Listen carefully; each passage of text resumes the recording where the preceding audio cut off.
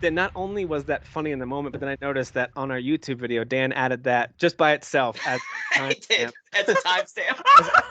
I did not notice that. That's hilarious. I didn't notice that either. It's just a timestamp. It's not like everything else is a conversation about a game, or you guys talked a lot of Marvel. Like there's a lot of different conversations going on, and he put just on one timestamp. It's like what timestamp was that? And I clicked on it. It's just you guys saying it and laughing. I just can't imagine someone like clicking that like completely out of What the fuck? context. Dude, that was really good. Grown men like is cracking amazing. themselves up. Yeah, that was really, really good. I appreciated it. That's Thank so you guys good. for carrying it last Fun. week. The next couple of weeks, I think next week it's either Kyle or Jeff going to be leading the way. Hopefully you three will all be able to. It's when the week that Xenoblade is coming out, I am not doing that one. This coming week. Okay, so it's This, not me. this next one. The next one. And then, well, however, whatever order you guys do it, you might decide, hey, Xenoblade comes out on a Friday. Let's talk about it next week because there's not enough time. Whatever you guys want to decide. 'Cause Oh, that's a good point. Good point. I'll be vacationing with the fam, and then the week after that, be back in town. But my folks will be here, and they'd love themselves some like late night card games and chatting with the adults when the kids are in bed. Oh, sure, That's- sure. I mean, some of that stuff is really fun though, and overdue. It'll be a good time. So, but I'll be out the next 2 weeks. But you guys are in good hands with these fellows. When we get back, we've got a lot of stuff planned because we need to get any topics we want to cover for the rest of the year out of the way. Because once we hit October, we only have new games coming out every week. It's crazy. Yeah. So I'm gonna be checking in with updates. And they're every big. single And they're week. big. yeah. So any quizzes or games or topics, or like we're doing today, anything we want to do, any kind of look back or ranking tournaments, that's going to be the time. Kahoot! Yeah. So. Yeah. So here's what we're doing this week. We're actually going to be looking back at the last generation of consoles, which is getting trickier with each iteration because there's these in-between versions. There's Nintendo who just totally bails on a failing one. Like there's all kinds of weirdness happening with console generations. Usually, if you look back all the way, at least through the late 80s, you can kind of see, all right, these three consoles were together, and then these four were together, and then these three, like you can kind of see them grouped pretty cleanly, relatively. This one's a little messier, but I'll explain the rules we're going to try to stick with here in a little bit. But before we get into that, we're going to treat it, by the way, like a Game of the Year ranking episode. If you haven't checked those out, those are some of our most enjoyable episodes to record. And also, I've heard from folks who listen, that's some of their favorite to listen to. I like listening to podcasts like the Giant Bombcast, which I don't normally listen to except for the Game of the Year stuff. I'll tune in to hear them. I usually learn about games I don't really care that much about because someone will champion something. Yeah, everyone's championing like some darling, yeah. And I like that. Like part of me rolls my eyes at it, but I'm also like, no, this is great. I think every game kind of needs that mega fan to lift it up a little bit. So anyway, so we'll get into that. We'll do our best to rank a top 10. We might extend it if we can't agree a little bit. We'll try to rank a top grouping of games from last gen. But before that, we're going to see how quickly we can get through some things we're playing. There's a number of new games, especially a new major DLC that came out that I want us to at least mention, give our impressions on, as well as a brand new movie that I do want to hear some thoughts on. And then just kind of a rapid fire on some headlines that I thought were pertinent, if you have any thoughts on those. So I don't know, we might end up going 20 minutes in this. We'll aim for like 10. We'll see what we can do with getting through now playing and watching and headlines in a decent amount of time to give us plenty of time to argue and hate each other and all that good stuff. So I say that jokingly. We never actually get truly angry, except for Dan about Final Fantasy VII. He has to let that go. I mean, don't piss me off. And I would just get Don't piss mad. me off. I would just get mad now about it because Yeah. you and I can't Yeah. hold that fort Hold on, down. hold on, so. hold on. Just get angry. Hold on. What's going on? Red for mad. Oh, got it. Oh, Yes, Wow. very good. Wow. Okay. Very good. Red for All me. right. Yeah, that was totally just Red for that was butthole. Red for awesome. Satan's butthole. Satan's butthole about to get mad. All right, It was so a let's jump total right flex. into That's awesome. some new games that came out this week that we've been playing. One that just hit Game Pass that I tried a little bit of. I don't think I even got through the first main chapter. I did kind of like the prologue. Didn't even get to any major events in As Dusk Falls. But I know, Jeff, you finished it. I think, Kyle, you played a little bit. I don't know if Dan, you I played this got one. exactly No. as far as you did, Tim. Okay, so, all right. I pretty much got to the part where you take over these guys who are in a pickup truck who are going to go and looks like maybe rob a house or something. And I was like, I don't think I like this. And I turned it off. So I might go back to it. I just wasn't feeling it. I would definitely go back. The reason I wasn't feeling it, so this game has a cool art style at a glance, but then as I was looking at it, I was like, this is actually kind of getting worse the more I look. I don't like this art style. Something about it was off-putting. My biggest qualm with it was the animation. and Or I should put lack that in air thereof. quotes, animation. Like it's basically still it's like when remember reading Rainbow when they'd read you a book and they'd kind of flip the pages and maybe like move the artwork a little bit. Like it's like adding a Ken Burns effect and pretend like that's a video. A digital graphic novel, if people were Digital reading graphic those novel, at the yes. time, like they kind of add that like breathing go. effect almost to it, or Yeah, yeah, little quick movements that kind of make it seem like a little more interactive. So I wouldn't say it's a bad style. It's definitely a unique one, and they chose it and they went for it, and it's just not working for me. But that being said, Jeff, you did finish this game. Yeah. Once you kind of got over the art style, which I know wasn't your favorite either, what do you No, think overall? no, I freaking don't. I can't stand the art style. Like I say that, but I was able to push through because the story and the characters are so freaking well written that I was like, okay, well, I gotta see in loose quotations what happens next, even though you're not really seeing it. It's just pictures of people standing around. Yeah, it's a great crime story. It's about these three brothers are robbing the house of the sheriff of that town that they're in, and Smart. right, really smart move on their part. Wicked smart. So, but at the same time, simultaneously, this dude is taking his family, his wife and his kid and his dad, to St. Louis, I want to say. But the brothers are on the way to rob the house. They crash into his car, or he crashes his car into them. Whatever. They drive off. They're just like, "Ha, you learned to drive, a-hole," and they drive off. But the car he's in with his family is no longer functional, so they stay at a hotel. The brothers end up robbing the place or whatever, and you do have, this is like a Telltale game, so you do have the option of being undetected or whatever. But they end up at the motel that the dude and his family is at anyway, because they're looking for a place to lay low, and they're going to start using hostages and stuff like that for leverage. But it's all like choice based and QTE. It's straight up Telltale. It's just the animation, which I again use that word loosely, and the art style is not the best. And my understanding is they used real people and like did take pictures of them, and like they are legitimately voice acting, and I'm like, man, you put a lot of effort into not showing their performances. It's really weird. That's I mean, it would cost more money. I mean, it would. So they clearly didn't want to. It would, absolutely would. So I mean, I don't know though. The story is so gripping though that it's super easy to get lost in it. And like the first half of it all takes place in that motel, and there's like shootouts that happen and like a couple chapters, and then the fallout of what happens there is the last 3 chapters. So it's only 6 chapters, and each is about a little less than an hour. So it's not that long of a game. And it gives you the decision tree that of all the decisions that you made, and it shows you all the possible branches. It doesn't show you what the choice you had to make was, but it shows you like out of all the 4 possible endings of this one decision, you got one. Like it's kind of like a Detroit. Remember Detroit Become Human?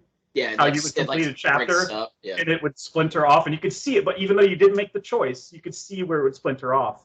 That's what it would show you at the end of every chapter. It's That's like cool. It would say your characteristics are this and this and this, and here's your decision tree and how many choices. There are so many freaking choices. It's unbelievable. But that probably is what kind of maybe skimping the budget on animation afforded them. Like they were like, we can just add more choices. We can just take a picture of it. Boop. That's a different choice right there. It's insanely gripping. I'm telling you. I mean, when you get past like the first, I'm not saying the first chapter is bad. I think it's actually quite good for a setup. It ends on a great cliffhanger. It can end on a great cliffhanger. That'll make you go, okay, well, I got to see what happens. So depends on that. If you would grade them, because like I think what would help carry because I agree, I'm on the same page as Tim. Like the just still images with the slight movement is I just don't like that. But like if the voice acting is like excellent, it's like, good. So that really helps too. Yeah, I'm not saying this is like the best voice acting in a game, but it's an indie game. Sure. Mm-hmm. For an indie game, the voice acting is actually really good. Yeah, it seems like it's done pretty well. It's the beginning. You know what bothered me, I think, was that family that's riding in the car. There's clearly some baggage that everyone's carrying in. This father-in-law, the husband and wife, the way that they're moving, something happened to him at this, job or whatever. Like there's some things, moving pieces, and all that subtlety is lost because of these still frames. Like I was I wanted to see like their expressions, or when she would say something to him and you get to pick a response, it just kind of shows him go like, and then he talks. Yeah. And I just was like, this is so annoying. Like this is so annoying. I want to see.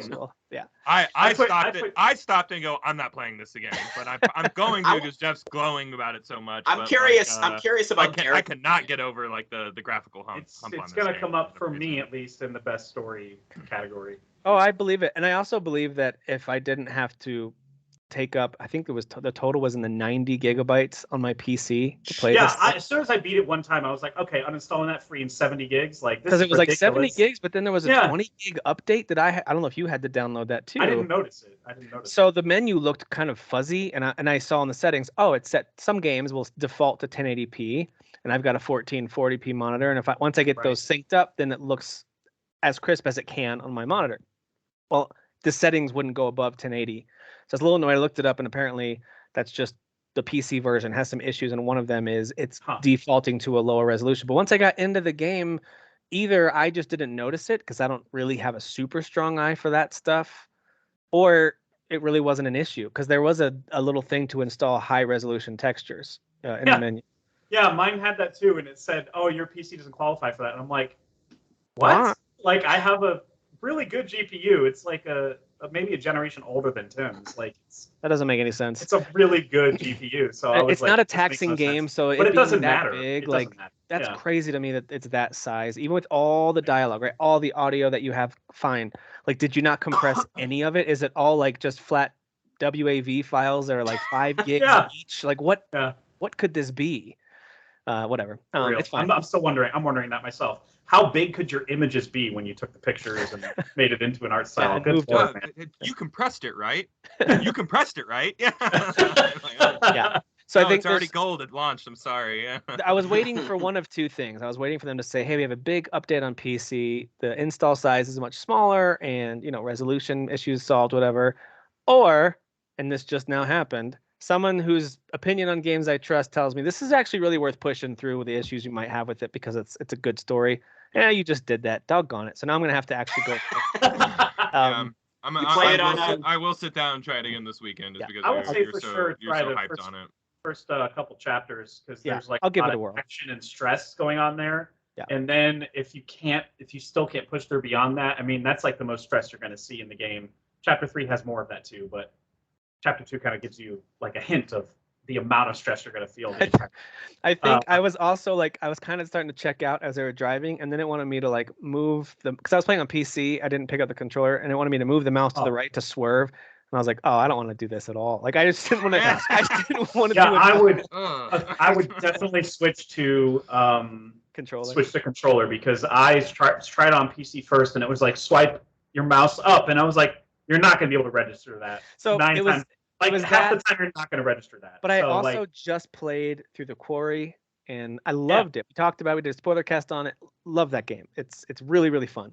And there is that element of I just did this for whatever that game was. I think I spent 12 hours playing it.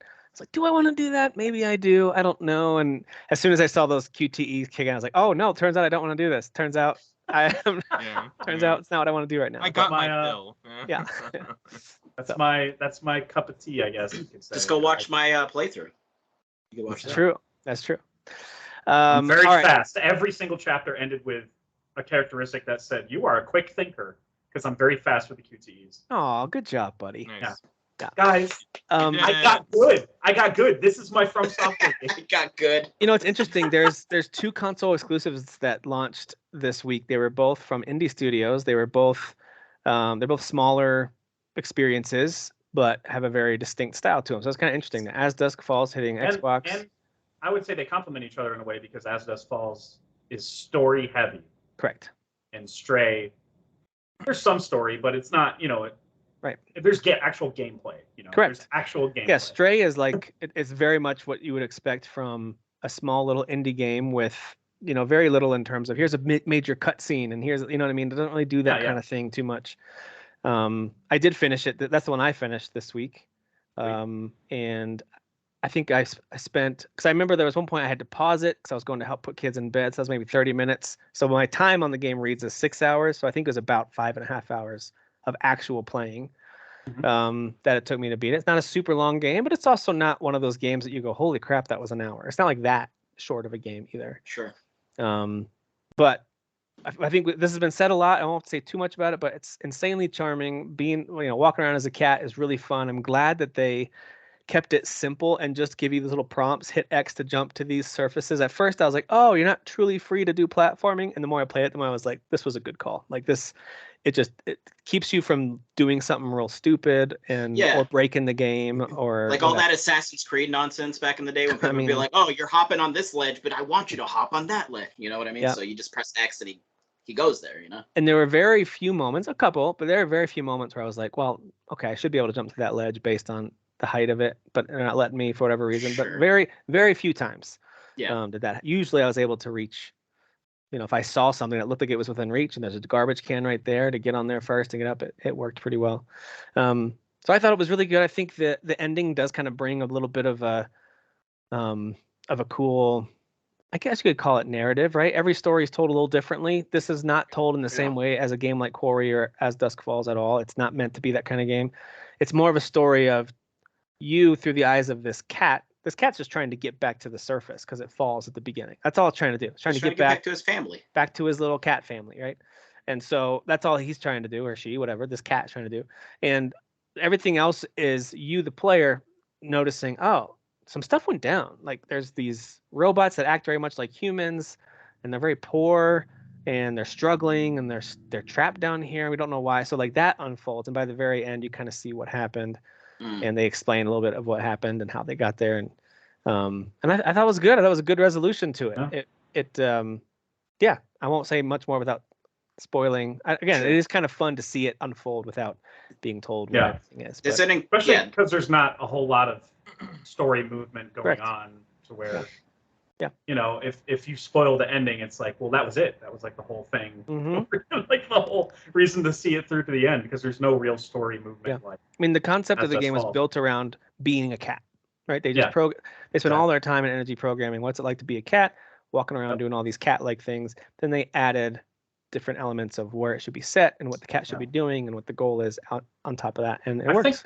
I think making it sci-fi and stuff like that was a good call, because that made me way more intrigued to explore the world that way. The world city should be bored AF probably. That's what makes it extra intriguing. And by anyone listening, go to our YouTube page because Tim did a current hype video, which was essentially a preview for the game. And that all that stuff that you broke down about the actual walled city, like the actual in Japan, like super interesting. I had no idea about that. And them using that for inspiration for this game is super cool because like you said, it's all dingy and gross and like slummy. And then you have like these robot people and they have personalities for a specific reason, and it's super intriguing. Like the actual world and like where you end up and kind of what you're finding out, piece by piece is super intriguing. For sure. And it's just a charming as hell game. It really is. That first area you're in, it's very simplistic, very small little area to explore with a lot of verticality. And then they start taking you through some more linear areas that kind of makes, like, here's how we're going to, I thought, like, here we go towards the end, but I actually hit at least one more, even bigger than the first area that you get to explore with lots of little alleyways and places to discover and more robot characters to meet. Actually, there's two more. One of them's a little smaller. It's like it's more of a vertical one. It's a little smaller. Okay. And then there's a bigger one right towards the end that you explore a little more, and it's very adventure game. Like it's find this item in some way, whether you go steal it or trade it or whatever, because you need to help this robot get this thing. That way they can unlock the next area for you. And so it's very adventure game centric. The combat is very short lived, and it's just in the shape of essentially shining a purple spotlight on these creeper things that. It's so you can get to the new areas because it's been infected by these things, which in of itself has like a story to it. Which is super interesting.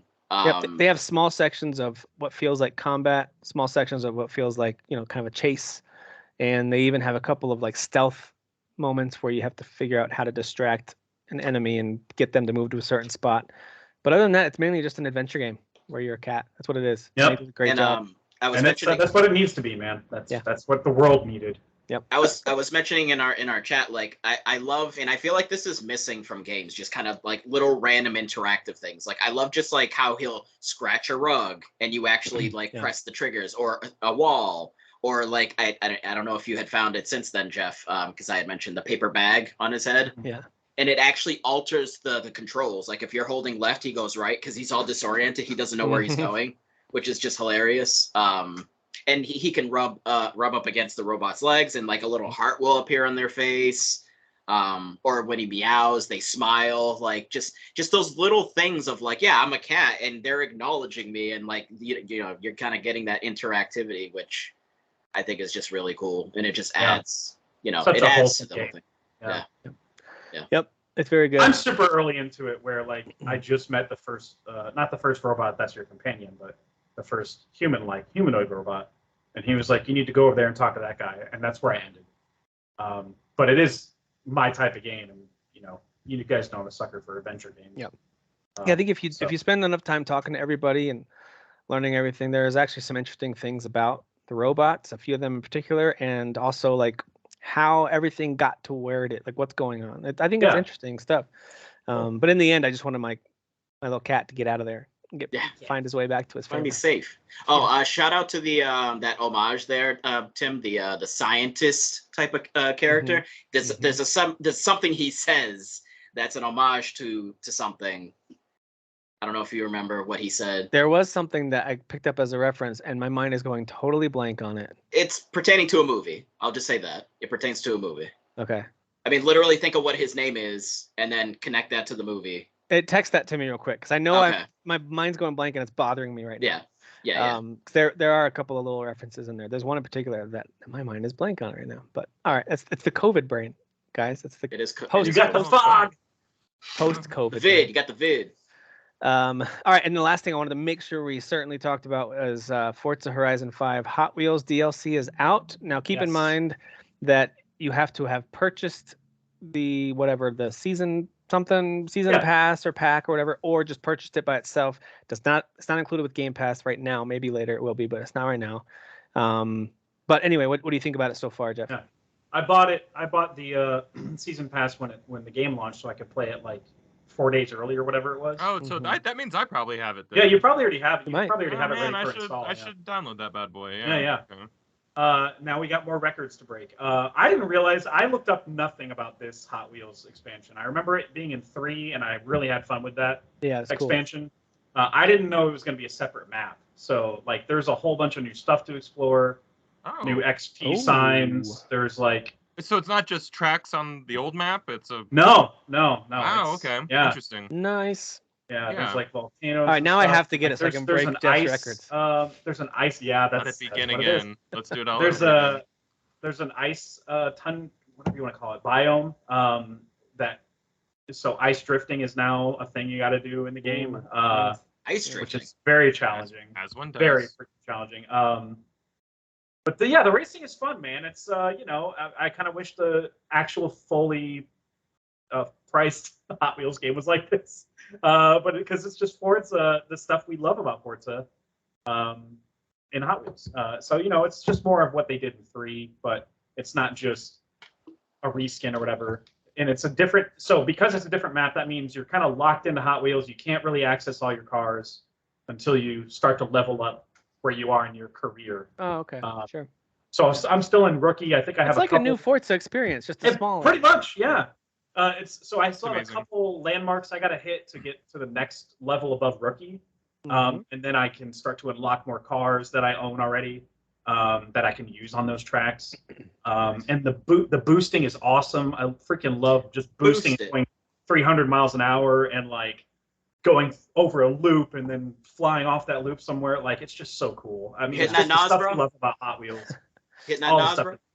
Yeah. Hit the NOS. And they just, riding in those gigantic orange tracks, it's just perfect. So is this like a better Hot Wheels like game than the actual Hot Wheels game? I mean, I would say so, but granted, that Hot Wheels game it had a lot, like a huge variety of tracks, and this one is more like it's just one map and you're driving around on Hot Wheels tracks. And don't they play very differently? Isn't the Hot Wheels one more arcade? Yeah, it is.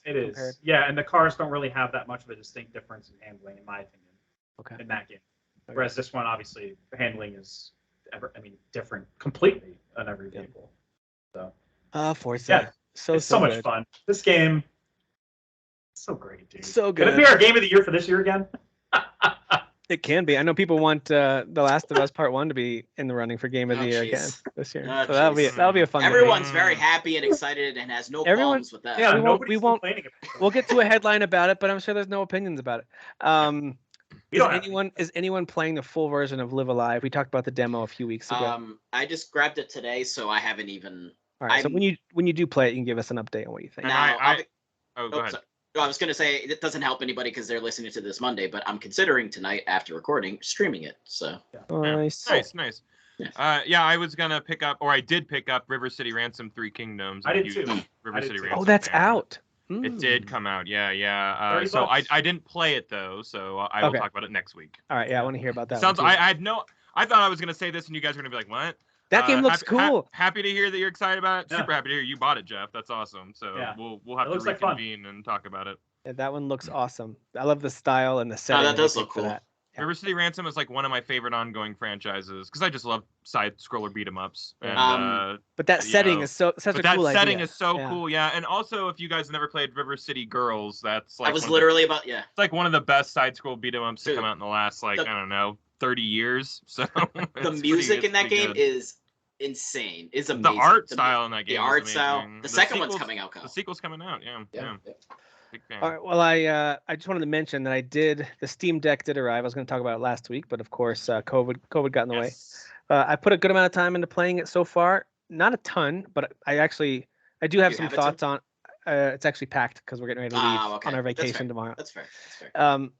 But I've got a bunch of good stuff downloaded, ready to go. I've got everything that's the smaller games like my Rogue Legacy 2 all the way up to like God of War and Elden Ring and stuff in case I feel like playing something bigger. I got Final Fantasy VII Intergrade, bought that on the Steam summer sale. Yes. Nice. My quick thoughts on it are, with the right configuration, you can actually get pretty good battery life and have games that run and look pretty darn good. I think Final Fantasy VII is the best looking one and running one so far without killing the battery life. Wow. God of War with the highest settings, and I've set everything max. Of course, that looked the best. I think that game is just gorgeous, but the battery life went down to like just over an hour at a full 100% charge. Wow. So I was like, all right, so that's taxing the system a wee bit. I do like that though. There's a little button down the bottom right. If you hit that, it'll tell you its projected battery life based on your settings. I was gonna ask. I was like, how are you planning it just says it right there when you're tinkering? That's super cool. Yeah, and you can go to you can go down to your overall settings. Like, hey, I want to lock my frame rate at 15, 30, 60, or whatever, 120 or whatever the settings are, or 90. I can't remember what it is. So you can lock it across all games, or you can check a little box that says game-specific settings, and then you can set that same thing depending on the game. So like God of War, you could set to 30, which, by the way, actually works surprisingly well. I thought, it's going to feel all jittery. I'm very used to 60 these days, and I played it at 30, saved a ton of battery life switching it to that, and it ran really well. I did a couple of battles, beat that first boss, and I was like, dude, this is great. I guess sometimes you forget that the way that we think about resolution and frames per second on a huge screen or even a medium-sized screen, it doesn't apply in the same way on a little screen. Sometimes I forget that. But yeah, it's all about tinkering with each game. Rogue Legacy 2, for example, it was telling me I had 4.5 hours of playtime on it when I fired it up. So. Tim, I've been seeing a lot of articles about heat and how the Switch and the Steam Deck handles heat with the actual weather. So be careful with your Steam Deck. Yeah, I will not take it out on the beach. Yeah. It's very hot out lately, and apparently very bad for the handheld. So yeah, we'll be on the East Coast in Delaware. I think the highs are in the mid 80s with looks like rain, a little bit of rain every day. Hopefully not too much. So it won't be too crazy hot, but also this thing's gonna be staying in the room. Let's be honest, it's not gonna be going out anywhere. So yeah, I'll give you guys some more thoughts once I actually travel with it. I actually get to travel with it next week, which is cool. Or this the ultimate test. Cool. That's the test. That's it.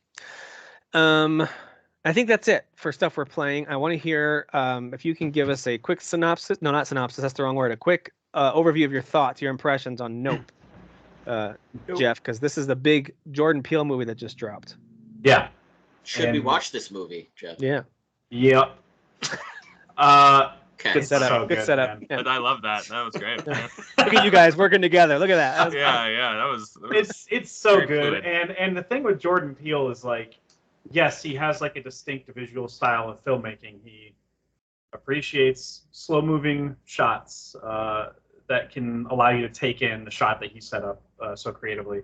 So like that's still there, but like I don't know, like thematically and like pacing wise and the scale of the story just feels so different than Get Out and Us. It feels very contained, and Us was like much broader and tackling big ideas, maybe even too big ideas, because I didn't love it as much as Get Out.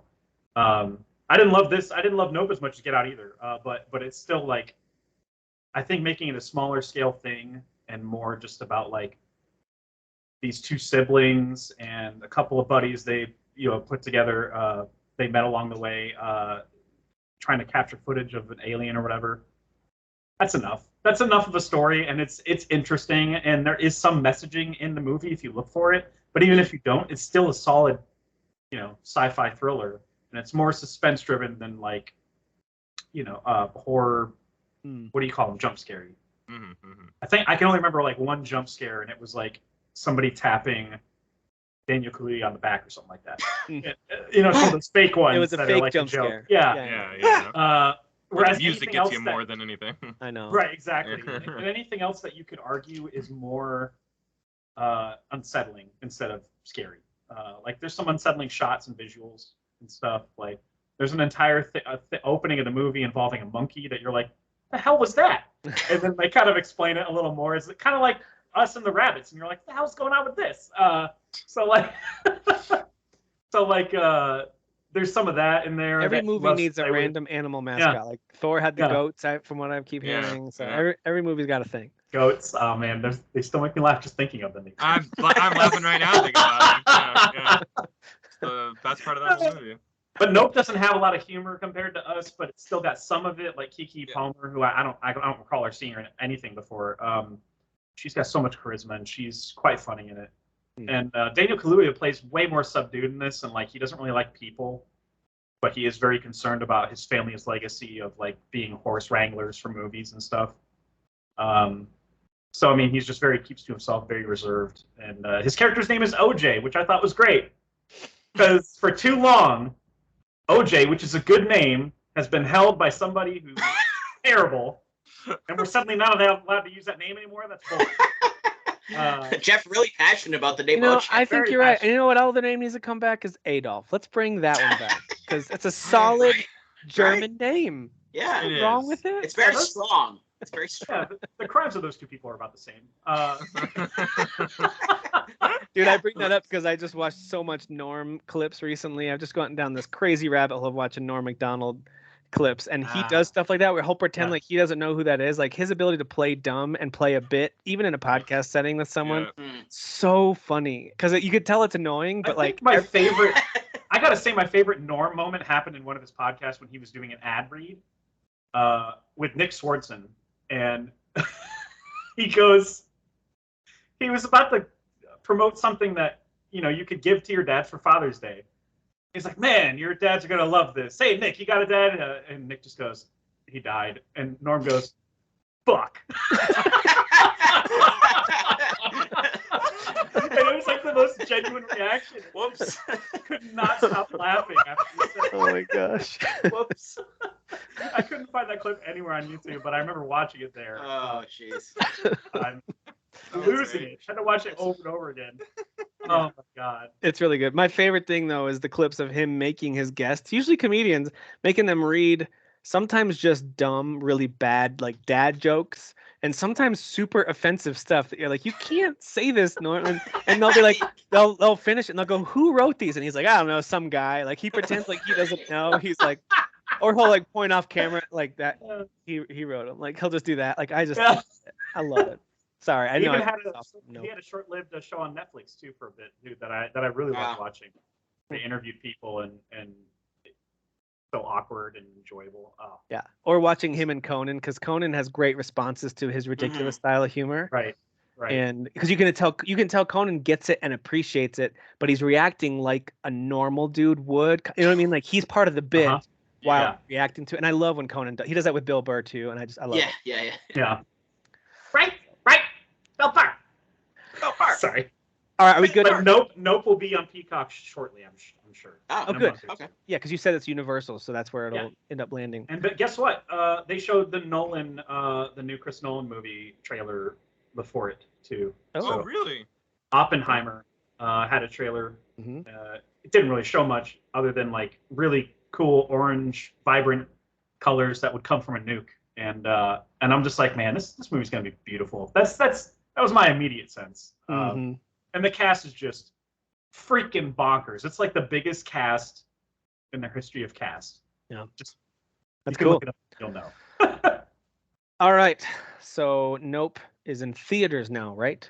Or did you see a preview? Okay, and then it's probably going to be coming to Peacock before too long. A couple quick headlines to hit. I know we went longer than we said. I think we. Can I just say one thing about one movie? I'm not going to dwell on it long at all. I did see The Gray Man. I know Jeff talked about it last week. I don't know what's going on with the reviews. That movie's great. Go see it. It's on Netflix. It's very fun. It's super funny. Everybody look like they're having a very good time in this movie, and the action is wonderful. So nice. Definitely give it a look. See, I'm not crazy. The mustache. Yeah, because I know you said you wanted someone to like validate you. It's I really did. 100% on your side. I don't know what's going. I don't know what's going on in the media about this. You got all like the '90s action movie references and stuff that they were making. They were clearly steering into the skid in regards to. It feels very much like a throwback, and like they talk to each other like in quips, and I like that. I grew up with '90s action movies, so exactly. It's like I like that very. It was very up my alley. So yeah, I'll be watching that. I got a lot of Netflix to catch up on because we just switched back over to Netflix from HBO. Oh, you got it. So, because I'm giving HBO a break. Because I was looking through my list on HBO and I'm like, nothing super pressing that I'm like, ooh, this is what I'm watching next. Right now, I'm really into catching up on some Prime stuff, and Netflix is up next. Got to catch up on all the stuff: The Ozark, The Stranger Things, The Gray Man, all that stuff. Man, you got so much great stuff. I got so much good stuff ahead of me for that. But sorry. Go ahead. I finished all 11 seasons of Curb. Larry David is a fucking lunatic. That's it. It's just he speaks for us. He's definitely. We all think what he's saying. We just don't say it. He's a lunatic, but he's also like potentially all four of us when we're old. Potentially. Yeah. I'm already there. Or like tomorrow. Not even old, just tomorrow. Couple quick headlines I thought were worth calling out. Ubisoft delayed their Avatar game, Frontiers of Pandora. Avatar. It was scheduled to hit before the end of this fiscal year, although I think people had said 2022, but they were thinking by March, and everyone was thinking, hey, maybe December with the movie. Nope. Now it's in fiscal year 2023, which is fine because they're doing like 16 sequels. There's so many more movies, So it's from April of 2023 through March of 2024. That's the new release window for that. Lord. Whatever. I hope it's good. Oh, we already talked about it. Hope it's canceled. I mean, wait. I blacked out while you were talking about it. I actually think you wouldn't want it to be canceled. I think you want it to come out and be awful. I think that's kind of I want the world to see what I see now. I hope that game, it's ripe to be a good game. It's all about Ubisoft not fumbling. The movies are more video game than movies, so true. I hope it actually does thrive in a video game. Very true.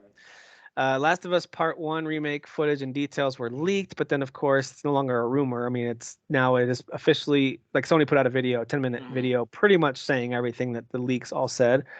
Here's some of the improvements and some of the animations. And, hey, now you can see Joel do all of the gun upgrades at the table, like in Last of Us Part 2. So it detailed a lot of that stuff. And from the clips we saw and their lack of talking about gameplay, pretty much confirmed that gameplay is going to be pretty much the same. Is that fair to say? The AI is like upgraded, but the fighting clips that I saw looked very much like what I remember from playing through Last of Us Remastered on the PS4. And I'm not here to say that that's a bad thing. That game wasn't a bad game to play. I know some people didn't love the gameplay as much, and then 2 improved in a lot of different ways. It really did. So I don't know. To me, there's not a whole lot to say here outside of, for some folks, that might change this being worth $70. For some folks, it won't.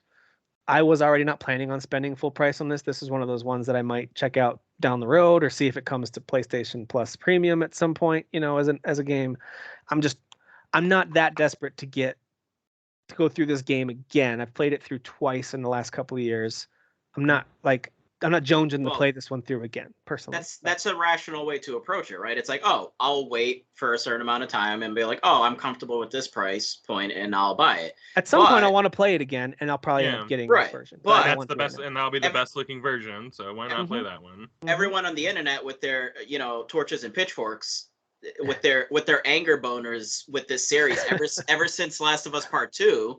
Like it's like everyone's just been so mad at Druckmann and this. It's like, oh yeah, it's exhausting. I don't understand the Druckmann hate. I see people online specifically point all the hate towards him, and I'm just like, it's weird to me. Well, there's the main writer of 2, right? And I don't mean to get into identity stuff, but some of it's anti-Semitism. Like, isn't he Jewish?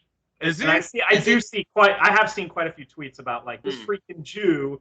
Sure. Yeah, I have seen some tweets like that. That's crazy. Like, whoa. No, I've seen a lot of very specific hate flown his way, and I've never understood it because it's like, he's like the director, but like it's a team of writers, and like it's, I don't know. It feels weird to single him out, especially because he has a history of very successful video games. Also, do you think, and maybe he is, but do you think he was like, let's put out another $70 version of this, but make it as little improvements as possible? Right. I'd be surprised if he had anything to do with that. Maybe he did. But like, it's so weird. I mean, if anything, be mad at their like marketing and merchandising, whoever team, right? Be mad at the people who are deciding the suits and be mad like in a realistic, like not obnoxious way, honestly, there's a line that a lot of people are do what I'm doing, just like, oh, I'm not going to buy this at full price. Right. That's and that's the worst thing you could do to them, like going online and being a twat, like that doesn't I don't know, it doesn't affect the developer at all. I mean, here's the thing too, it's like there's always that one schmuck as you're scrolling who like acts like his opinion's he's the only person that has said that this is like we don't know anybody like that. Like, dude, you're one of like tens of thousands of, I would imagine. They're the kind of people that need a Creed Bratton blog. That's like a whatever. Yeah, they need even for the intranet. It's pretty shocking. It's pretty shocking stuff. Yeah, oh my gosh! All right, so that game's still coming out at the beginning of September. I kind of have been swaying towards you because I came out the fence fighting for this remake. Same I was here. like, you guys don't understand. You haven't seen the gameplay yet, and now that we've seen most of the gameplay, and I assume that's the majority of the upgrades that they've made to the game. Is what we saw in the 10-minute Otherwise, video. why wouldn't they say it? Right? They would have said it. Exactly. They would have said it. That would have been the entire video, honestly, if it was more expansive of a map and stuff in certain areas, or like the combat was so much. Instead, it's just more like physics upgrades, which is what I did love about Last of Us Part 2. But now I'm like, full price? Gotta be high. Yeah. This is like $40 at best. The remake feels not. I don't know. That word feels wrong too. So for what this is. And again, certain people would say it is a remake because they remade it. Okay, fair enough, but like, it really is truly a much prettier coat of paint on top of the thing that already exists. I bet if we went into the code of the game, it's probably pretty similar to Last of Us. Like you're gonna tell me that they built the gameplay system from the ground up to be exactly like the old one? No, they cut corners and saved time and money by using the gameplay system already in place. That's totally logical. Which I have no problem with them rebuilt doing. all the assets maybe and stuff like that, but like in terms of like the engine and the physics and the way things work in the game, like they didn't redo that. And if someone wants to prove me wrong on that, I'm happy to listen to it. But just from what I've seen, I feel like what they did is they just cut and paste work from Last of Us Part 2 and just put it into the code for Last of Us Part 1. Like we want the that's exactly how you game design, guys.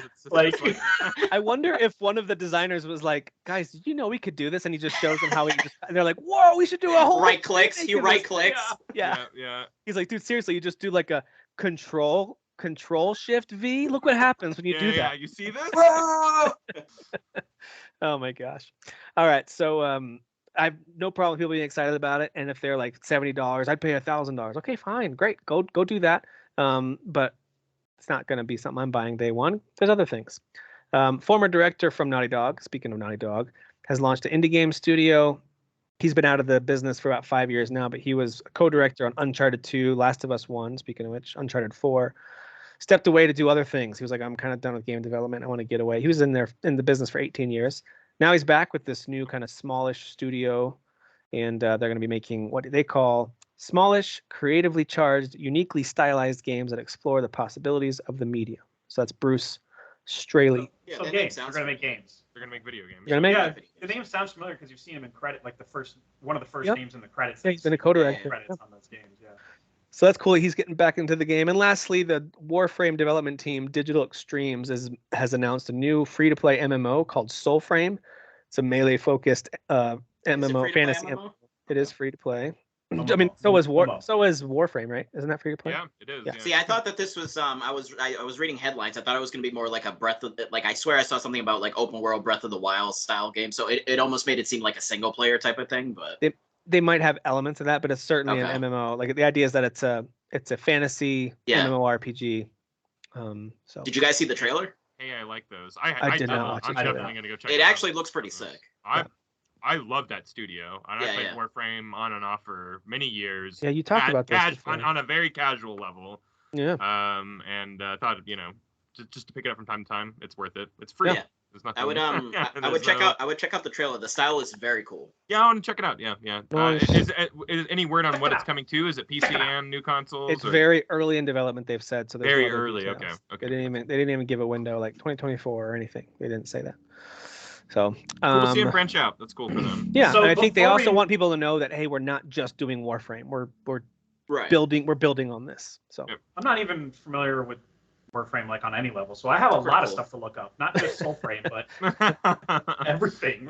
You're like writing notes down. I've legitimately never tried Warframe. I've installed it when I've seen it for free, and I just never gave it a shot. Yeah. It's cooler than ever now because like when it first started, it was just like unconnected levels that you were just kind of breezing through. Yeah. Now it's like a completely cinematic like story and it's really interesting. Yeah, the way that the way that they've evolved that game over all these years. That's cool. That's really cool. So we're gonna talk about the main game of the show, Power Wash Simulator now. Right? We are gonna get into a little power washing. All right, I gotta go. No, but I do. Before we do anything else, I want to first of all check if there's anything that we missed, headlines, watching, or playing from anybody that you want to touch on. You and I both played Power Wash Simulator, and it is what it sounds like. That's all. It's exactly what it sounds like. It's exactly what it sounds like. By the way, I listened through while I was playing it. I listened to both of Joe List's stand-up routines. That pretty underrated comedian. That dude's a great writer. He's a great writer. He has some really good jokes, and I like him. He co-wrote a movie with Louis C.K. and Louis directed it, and I think it's out now or something. But he's a comedian's comedian kind of a guy. Like he's just he's got good delivery. I would say Sam Morrill is too. Like they're he's both not like the best performer, but his jokes are great and his performance is good. And so it's enough. Exactly. That's all you need. I do also want to say happy birthday to our boy Kyle over here. Oh, thank you. Happy birthday. Appreciate it. Birthday guy. Now, Dan, you said you wanted to do some sort of interpretive dance to celebrate this for him. I hope you don't. All right. I really wish you wouldn't. Gonna take my clothes up? No. I don't want that. He's like, I don't want that, but I'm gonna lean in a little bit. Yeah. I'm not gonna turn it off, but. And here's Derek and completely nude. There you go. Happy birthday. I hope it was a good one. Hope you got to enjoy yourself, and hope this weekend call it a whole birthday weekend, man. Do it. Right. Might as well when it's on a Friday. Yeah, I'm gonna sit around and play. I'm gonna play games. Not a big deal. All right. Treat yourself. Well, we are going to jump into our main topic for this week, and that is ranking the best games of the last generation of consoles. The goal was to do this last week because there was nothing that had come out that was new. But now we're doing it this week. Thank you guys for delaying it a week to include me because I love this stuff. So. Me too.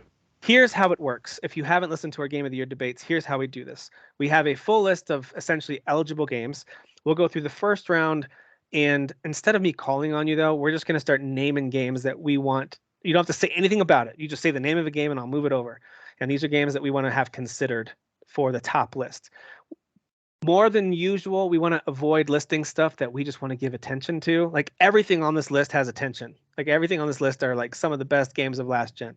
So only name ones that you're going to want to make some sort of case for. This is difficult. The idea is for us to then whittle that list down. If we have to do multiple steps, we will. But the idea is to whittle it down to 10 and then rank those 10. If we have to do like 10 plus 2 or something, that's probably fine. Once you get to 15, that's too many to rank. It gets really muddy, I think, once you get up to that number and above. So, but yeah, I think we have some wiggle room if there's a couple that we just can't kick off the list. All right. I'm making a prediction of 9 that I think will be in the 10. I've already highlighted it on my end. Just want to let you guys know that. And I have 7 that I need to be in the list. So you'll hear me get pretty heated about a couple, I'm sure. So here's the rules. And all of us will be like, come on, bro. Here's the rules we're trying to stick with. It's roughly holiday 2014 through holiday of 2020. It's a pretty big window of time. That's roughly what it is. The only thing that I excluded were Switch exclusive games. So like stuff like Legend of Zelda Breath of the Wild, 2017 game, hit the Wii U and the Switch. I don't see why we wouldn't include that. I mean, to me, that's technically a last gen game. But that's where it gets a little muddy. It's like, all right, so do we include like Mario Odyssey? Well, I didn't. That's also a 2017 game, but that was just Switch. Yeah. Right. So I had to draw the line somewhere. I'm open to including Switch games through the holiday 2020. I think we should, because the Switch is like never going to end anytime soon. It feels like. I feel like Switch is more now than anything. I feel like the Switch is this generation too. Yeah. So that's where I drew the line for me personally on the cutoff. I was like that feels like we're talking about last gen, because Switch feels current gen to me, which I know doesn't make a ton of sense. It's like stuff that came out in 2019, like Fire Emblem 3 Houses on the Switch. I considered that current gen, even though the other 2 consoles were still last gen. So anyway, it's very muddy, but I needed to draw a cutoff line somewhere. That's where I drew it. And for the most part, unless someone makes a really strong case for it, we'll leave out Switch exclusives. We'll just include games that were like Wii U as the last gen. And there's so many games. There's so many freaking games. I also was happy to get rid of some that are going to be hard to rank anyway. So, now we just know Breath of the Wild won't be on the top 10, and that frees up a whole spot. No, that one. But that one. It really does, because that would have been up there, like 5. No, I have that. It is on the list. Oh, you said that made it. Okay, because it's on the Wii U. Okay, I got you. All right, that makes sense. Yeah. Well, at least I get to save an argument for Super Mario Odyssey, because that was I didn't play Breath of the Wild, so Super Mario Odyssey is my favorite Switch game. I love Mario Odyssey. Okay, so the goal is to create a top 10, 15 if we have to, or 12 if we have to, something like that. All right, let me share my screen and just gonna say this is gonna be difficult, because last generation might have been like the best generation of video games ever. It was insane. It was insane. For me, it was. Putting together my own like personal, I put a top 20 together. And like I was like, holy crap, dude! Look at this shit. Like majority of the games that are on my top 10, my top 10 is not a nostalgic list by any means, you know. Yeah. So. Unless you can go back and play that feel like game, a fraud about. Good, I got to be honest. You know? I wrestle with that a lot. So I get that. That's fair. Yeah, because you got to like respect the history, but I just guess I don't. So I want to throw out business ethics. No, I'm kidding. Business ethics. That's a Billy Madison. Yeah. Fitness. I choose business. Business ethics. All right, guys. I am going to kick things off. So if you're just listening, we're gonna still name the games. We'll say them out loud. But if you want to see it happening on a spreadsheet as we move them over to columns as they kind of make it to the next thing, you can go check us out on YouTube. But we'll also try to describe what we're doing as we roll through here. But I'm going to get us started. I'm going to say that Assassin's Creed Odyssey, I want to move that one over. Okay. Yeah, should we just go down in order then? Just start naming them as you see me scrolling through them here. Okay. Bayonetta 2. Okay, Bayonetta 2. Abzu. No, I'm just kidding. Abzu is great. It's a great game. Bloodborne. I didn't play Control. Yes, someone said it. Control. Yeah, they were right. Control, Bloodborne. Oops. Cyberpunk. Cyberpunk. I'm moving Dead Cells over just because. Death Stranding, 100%. Death Stranding, 1,000%. Detroit Become Human is Detroit. Yeah. Yeah, that's a great game. Deus Ex. That's one of mine. Deus Ex all day. Deus Ex: Mankind Divided. Devil May Cry 5. Yeah, I was gonna say I want to say Devil May Cry. It's not gonna make it. That game. Yeah, it's not gonna make it. I'm gonna put the first Doom over. You a Dishonored 2 guy, Tim? I am. Yeah, I'll move that one over. I'm putting over Doom from 2016. Dragon Age Inquisition for sure. Dragon Age. Dragon Quest. Dragon Quest 11. Yes. Yeah. Obviously, Final Fantasy 7. Absolutely. Final Fantasy 7 Remake. Okay. I would go with Forza Horizon 3. That was the one that I got hooked to. You want to put Forza Horizon 3? Okay. Which one was Fates? I'm gonna I don't remember Fire I'm gonna Emblem put Fates. Gears 5 over. Yeah, Gears 5 is very Ghost good. of Tsushima. Yes. Yeah. God of War War. 2018. War. I'm gonna move Hades over. Jeez. This is already a shit show. We got the reboot of Hitman. I'm already kind kinda of mad, move so- the first. Hitman. I'm moving the first Horizon Hitman over. Horizon Zero Dawn. Sure, yeah. Journey, right? I mean, I'm gonna like move it Journey. over and then move it back. Hang on, give me a second here. Let's move it. Hey, I'm the one that liked that game. And I like that game. Hey. You want Judgment moved over, Kyle? Yeah, I want Judgment moved over. What a dumb I question. want it, What a dumb man. question. I love Inside so much. That was really high on my list that year that it came out. But don't bother. I like Inside a lot too. Life is Strange. I feel like has to Life come is over. strange. Yeah. I see Tim hovering over Kingdom Hearts. He's waiting over, but I'm not gonna fight hard for No, it. don't even. Well, it looks just like a Pixar movie, Dan. I mean, it's true. It is literally a Pixar movie. You guys are not lying. All these years later. I'm gonna move not even Mario. I'm lying. gonna move Mario Kart 8 over. You guys aren't even lying. Mad Max for is sure. coming Yeah. on. I was just Mad kidding. Max You can put Andromeda. Kingdom Hearts. Andromeda. I just want to say I like Mafia 3 a lot, but just leave it where it is. Yeah, that one to me is to me Mad Max and Mafia 3 are in the same boat. I know that makes some people mad, but they're like really fun mad. open I'm world already action mad. RPGs. Already and- mad, bro.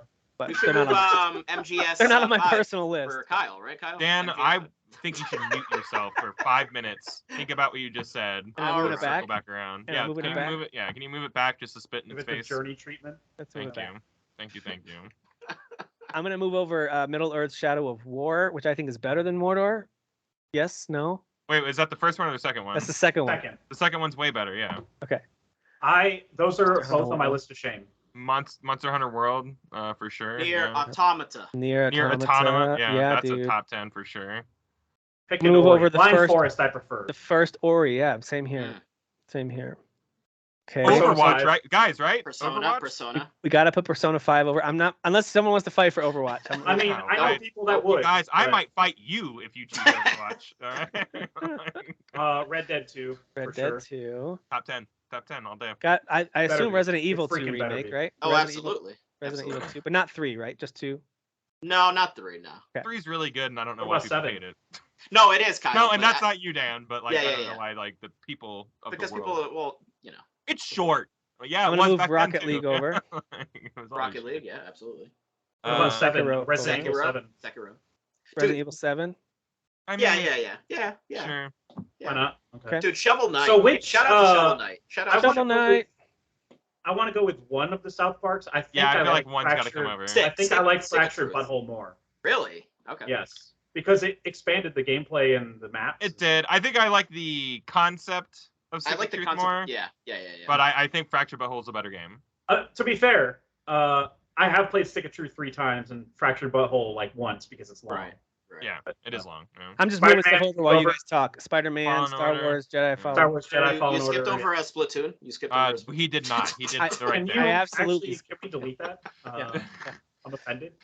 I'm gonna move over Super Mario. Mario Oh, Maker. Yeah. Did I move it over? I played 2. I didn't really play 1.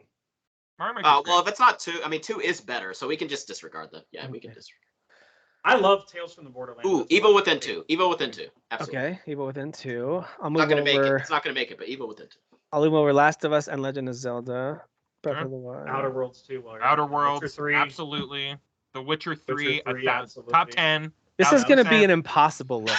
I'm gonna. Why'd you make you us do guys this, for Tim? this. Why I are you have making my us own do top this? 10 list, and I know it's like not y'all's. So. I'm moving Uncharted 4. Why is Tim making us do this? I don't know what's wrong with him. Just move over XCOM 2, but it may not I go far. love XCOM 2. Yeah, I think somehow. XCOM Oh, 2 God. Wolfenstein. I mean, come on. Yeah, Which one? Wolfenstein 2. 2. Ooh, 2. The 2's second better, one, right? Yeah. Yeah, absolutely. But the first In one was my opinion. new. I don't know. I think the second one's better. Second one's better. Yeah, just like with Shadow of War, where it's like Shadow of Mordor was new, but the second one just improved on it in every way. I feel like Yeah, Wolfenstein did that. I thought it did. And Okay, the story's even funnier. I'm not going to list all of the ones we left off so far, but anything else that you want us to move over, I'll scroll up kind of slowly. I had in my personal 20, I had Titanfall 2 in there, like at the bottom, because I love the campaign so much. I do too. It's good. Multiplayer is really fun, but we don't have to move it over. I don't think I'm going to fight for it to be in our top 10, but I do like it a lot. I got back into playing the multiplayer with friends like just it's a year, cool. I know. a year ago, 2 years ago maybe. So Still fun. yeah, Still fun it's and still great. a Yeah. very very active online community too. So All right, I'm leaving off stuff that I know is very niche, but I like Sea of Thieves and Last Guardian. I'll leave stuff like that off. Oh, I love Quantum Break, man. Want to move it over? Me too. Let's move it over. Me too. Yeah. Let's move over Quantum Break. All right.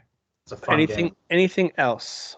No Man's Sky, Neo 2, Hellblade, Halo 5, Far Cry 4, 5, and Primal. Jesse was screaming somewhere about Hellblade.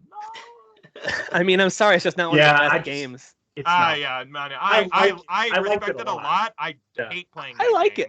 You know what? I like the experience. I did not like the game. I loved watching my roommate play and beat it. I was like, this is how you're supposed to experience it. Right. And Derek's not here to make us put Dark Souls 3 over. So. Well, I was gonna say move Final Fantasy 15 for Derek because he likes it more than me. Let's shout out to Derek. I like Final Fantasy 15. Derek, we're moving it over. I like 15. I just wish I cared about anything that was going on in that game. Well, or understood anything that's going on because that literally was my baggage, I guess. I know. Well, Kyle, you couldn't understand anything that was going on because they literally cut content. So I mean, yeah, absolutely. Yeah, what a mess of a game, but boy bands. I had Plague Tale in my personal 20 as well, but it's really hard to fight for because it's so indie and. A Way Out is one of my favorite gaming experiences in the long time. Yeah, dude, you don't have to bring it over. Yeah, I thought that was one of the best games ever. You beat my ass at the end. Spoilers on that game, but yeah, you killed. Yeah, Derek beat me. Derek beat me at the end of that game too. I've been waiting my entire life for a game to end that way. So when it happened, I go, I've been waiting. I've been waiting for this. Mm-hmm. Good stuff. Yeah. All right. So I'm gonna assume we're good to move into round one. Basically, moving into round two means we're taking this full list where we got to just happily name games that we all love, and now we have to start eliminating them. Everything I name needs to just go over to the next round. So just make that happen for me, Tim. That'd be pretty good. Thank you. Kyle, you get one. It's my birthday moment. You get one, but it's my birthday. No, thank you. No, thank you. I am gonna use that. Where's my darling? Which one's my darling here? That's just for this round though, not to the top 10 on just for this round. You got that's less special. Yeah, you're right. It's way less special. But you know what? You could also use it to remove a game that one of us love. If you really want to get somebody, you could do that too. Kill your darling. Cool. Yeah. Kill your darling. All right, guys. Now we're kind of finished with round one, where it's just here's all the games we think should be considered. We need to trim it down to 20, and we've got 55. Oh God, I just feel it in my mouth. Final Fantasy 7. Death Stranding. Wow. So we kind of go. I'm going to go with Witcher 3. We're going to talk about ones that we can't imagine not being on the list. We have to start there, right? Right. Okay. Red Dead 2. Fine. That makes Red Dead 2. Red Dead 2. God of War.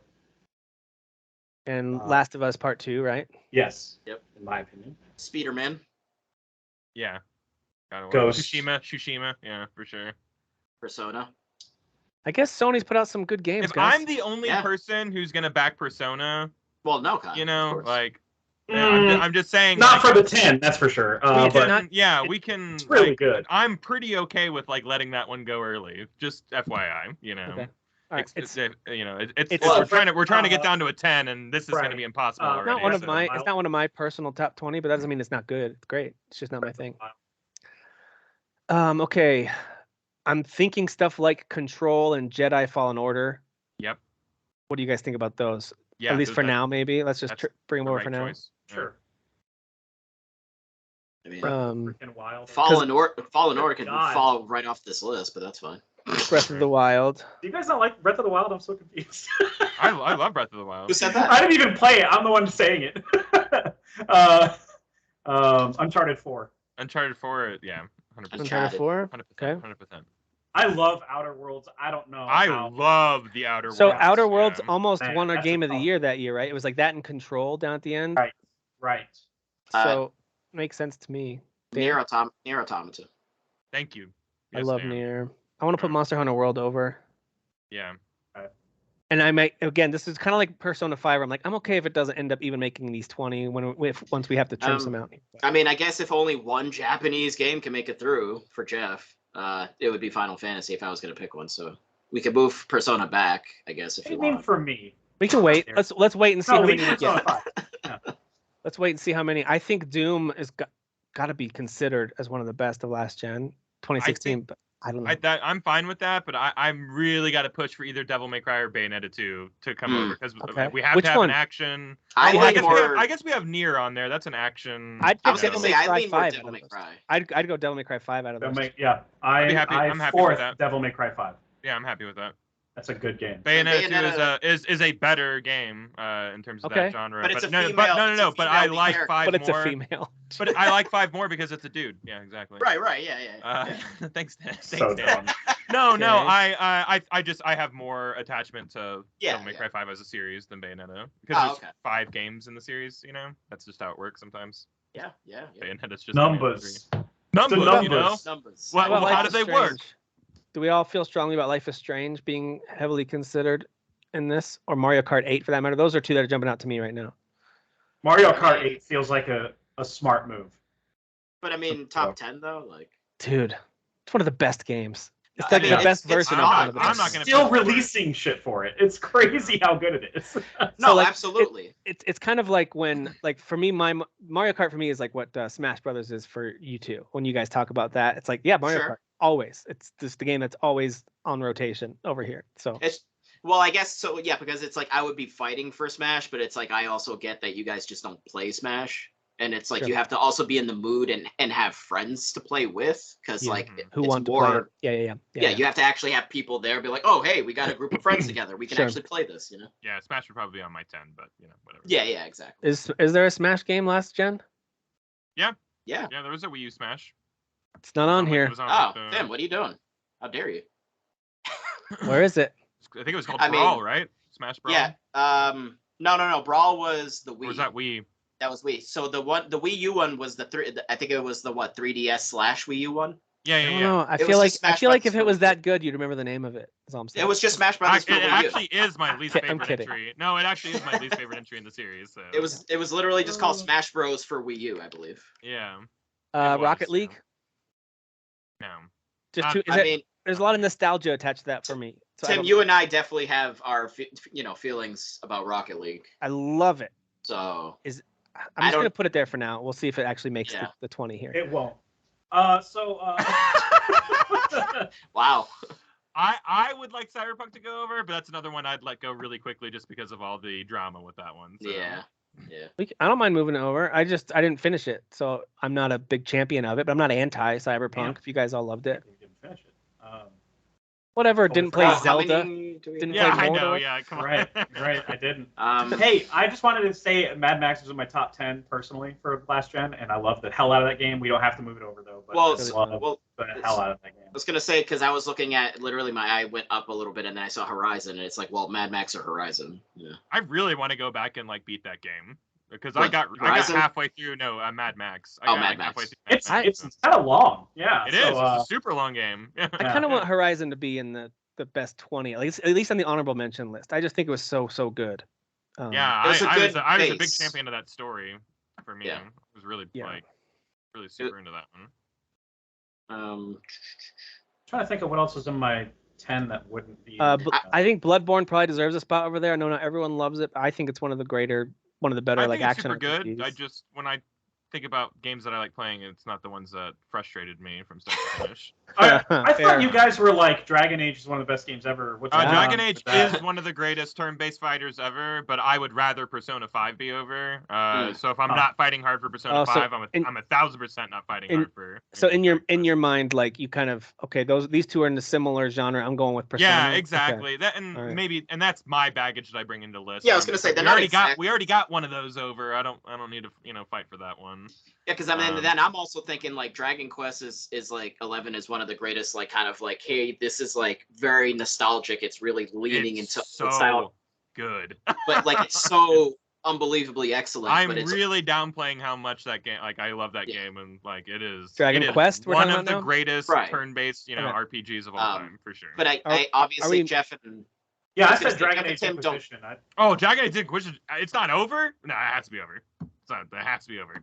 Oh, okay. I was gotta go surprised. over. Okay. Yeah. Yeah, we're saying a lot of Dragon stuff. When you said turn-based, I was like, Dragon Age. I was talking about Dragon Quest. I'm sorry. Got it. Now that makes sense. Now I'm with you. I got you. Yeah. Okay. But that again, between the four of us, Or 5. Wait, Yeah, 4. I'm not pushing for things like Dead Cells or Hades, although when it comes to those types of games, those to me are the cream of the crop. I think they're both amazing. It's kind of like for me, Detroit Become Human, like because I love Telltale games. I love that game. That is for me. Yeah, it's a great yeah. top tier experience, man. Huge fan of that game and like how my ending went down. Like Japan's making a manga out of that game. Yeah. Oh, that's rad. I saw that. Mass Effect Andromeda is great. Middle Earth Shadow of War is also fantastic. I just wouldn't necessarily fight for them in the top 10, so it feels weird for me to like fight to push them over. I would for Mass Effect Andromeda, but would you? Okay. But the thing is that there's so many other. I don't know. You know, if nobody else is like feeling really strongly about that one, that's another one that I can be like, no. No, I love it. That's actually kind of high in my personal list.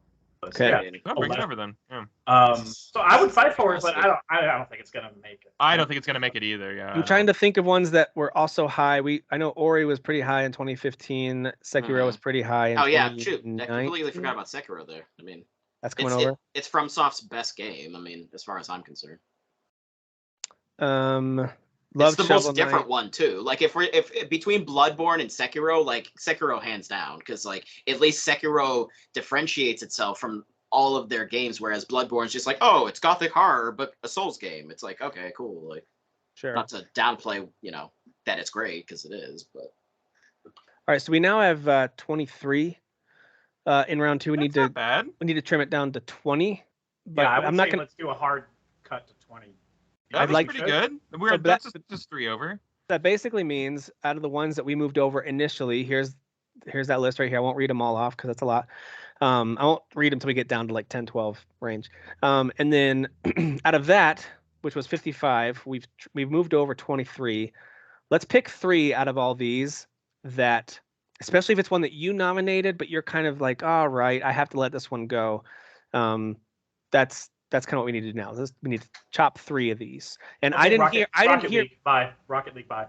That could be up for it. Yeah. God damn it. I feel that way too, Jay. That's fine. In all seriousness, that one and Doom, I didn't hear much verbal like cheering for. Yeah. Dan and I love Rocket. I had fun with Rocket League. It's a lot of fun. Yeah, it is a lot of fun. Yeah. Well, our group started like that was like the big connection when you guys started Fathers of the Grind. Like we would get together and like play that in groups, like So for me, it's in my personal top 10 of last gen, but so much is tied into that experience you just described. A lot of it's tied into hanging out with friends. Yeah. So. And then you mentioned Doom, and I like the game, but I don't know. So to me, Doom is like right up there with what the Resident Evil franchise did when they and what Assassin's Creed did when you kind of like you brought the franchise back and you made it relevant and you made it excellent while maintaining what made it great in the past. Not every franchise successfully does that. I just thought Doom almost did it perfectly. I just thought that game was perfectly executed for what it is. That's all. Mm-hmm. And I didn't even play that game that year. I didn't play it until the following year, and I had to go circle back and be like, that game was excellent. I missed it. That was really good. Same here. But I'm okay with kind of making it one of our first that gets booted off the short list. Same with Rocket League, although I think it deserves to be moved over unless there's really nothing else we could cut. It's just an even split because it's like, for me, I for my personal, like as much as I do love Rocket League and again the memories attached to it, it wouldn't be in my top 10. But I mean, I obviously adore that game. So that's fair. Yeah. But I'm looking at the other games on here that we all love. Is it Monster Hunter World? Is it? See, so that's everything you just said about Rocket League. That's my playing with friends with Monster Hunter World. So everything I'm going to say about that game is a very personal Kyle, experience or whatever. So if other people don't feel super strongly about Monster Hunter World, I do, but not in the same way you do. I played it very much as a single player action RPG, just me. Like I think I might have played that multiplayer one time, and it was mostly just me playing. You know what I mean? And even then, you still loved it that much. I did love it. I loved it a lot. Yeah. I mean, you guys know when I will finish it one day because that's just how I am. But like, I feel very strongly that the controls of Andromeda are fucking terrible. Like, I actually went back and played it since you said that, and you're just wrong. And I'm not wrong. I'm not wrong. I'm not wrong at all. I'm never wrong. I agree with Dan as well. That is the best controlling and best feeling Mass Effect game to ever come out. No. So what were you playing? What were you playing? The two that jump out to me from PlayStation 4. The two that jump out to That's me crazy. as not really having consensus is Mass Effect Andromeda and Persona 5. In terms of consensus, must be on the top 10. Not consensus that they're good, but like consensus they have to be pushed into the top 10. Was Mass Effect Persona 5 Andromeda. should be in the 20. Should be in the 20, you think? Okay. All right. At the least. I think 3 of you feel that way. I'm not Persona 5 that is strong so on it. freaking good. I think 3 of you feel that way. I'm not as strong. Yeah. Okay. That's Then what else? We got to cut one more. If we're getting rid of Rocket League and Doom, we got to cut one more. not to be In terms of snarky, just like off the 20. but well, I know you guys are pro Fallen Order, That's so crazy. so Yes. Yeah. Well, Fallen Order was the one that won our Because it's 2019 a good game of the year. That is correct. was it? Yes. It was our 2019 game of the year, just barely over Outer Worlds. We kind of got stuck between those two that year, I think. Right. Maybe it was Control. I think it was those three. I might have my years. Yeah, you're mixed up. right. And then I think Death Stranding was really close to, but not everybody had played it. And or Death Stranding, just like didn't with play a Doom, lot I of didn't it. play it that year, and I finally circled back to it. Still haven't Yeah. finished it, but I played hours of that game and that's a really was like, long I played whoa, hours Yeah, of it. it's a very long game. It's so good. It's so good. it's really It's cool, so unique. really unique. Anyway, Yeah. so I'm not pushing for that one to go. I think that one deserves a spot, definitely in the 20. I feel the same way about Control and about Fallen Order personally. Maybe my memory on Outer Worlds just for some reason is just a little fuzzy. I just don't remember. Now that I'm thinking back on it, I don't feel like it's the best of that kind of game. But maybe it is. Maybe it is. I never finished deserves- it, but I did finish Gotta it. finish it, and the DLC is fantastic. Yeah, I It's think so it's good. fantastic, That's not yeah. to say that's not funny. Oh, man. Like it's, but we don't have Borderlands 3 over. Like there's other good games in that same like genre that work. I think this worked way better than Borderlands 3. Don't get me wrong. I'm just saying like this one to me wasn't an automatic. It's got to hit the top 20. I don't know why. That's just the way I'm thinking of it now. Interesting. That was my number one game of the year. Yeah, I think it was in my top 5. Of I the love that game. generation. No, of that Oh. year, of that year that we. And that's fine. Death Yeah. Stranding, Control, Jedi Fallen Order. Like I prefer Outer Worlds over all those. Okay. Fair enough. It's much more full-fledged RPG than those other ones. That's for sure. Yeah. Right. Of like the Fallout 4s and Skyrims, Okay. except that's kind of what it is. Like I think it's one of the better ones, I would say, for me at least. Yeah. Okay. So far I've suggested a few. I don't think anyone really wants to dump anything. Does Control belong on this list for everybody? It does for me, but does it for everybody else? I was happy with Monster Hunter It's World, not. unless we were. It's not in my 20, but Okay. it's good. It's really good.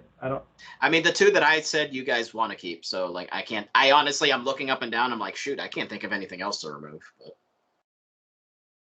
So wait, I'm hearing Dan and Jeff both meh on Control.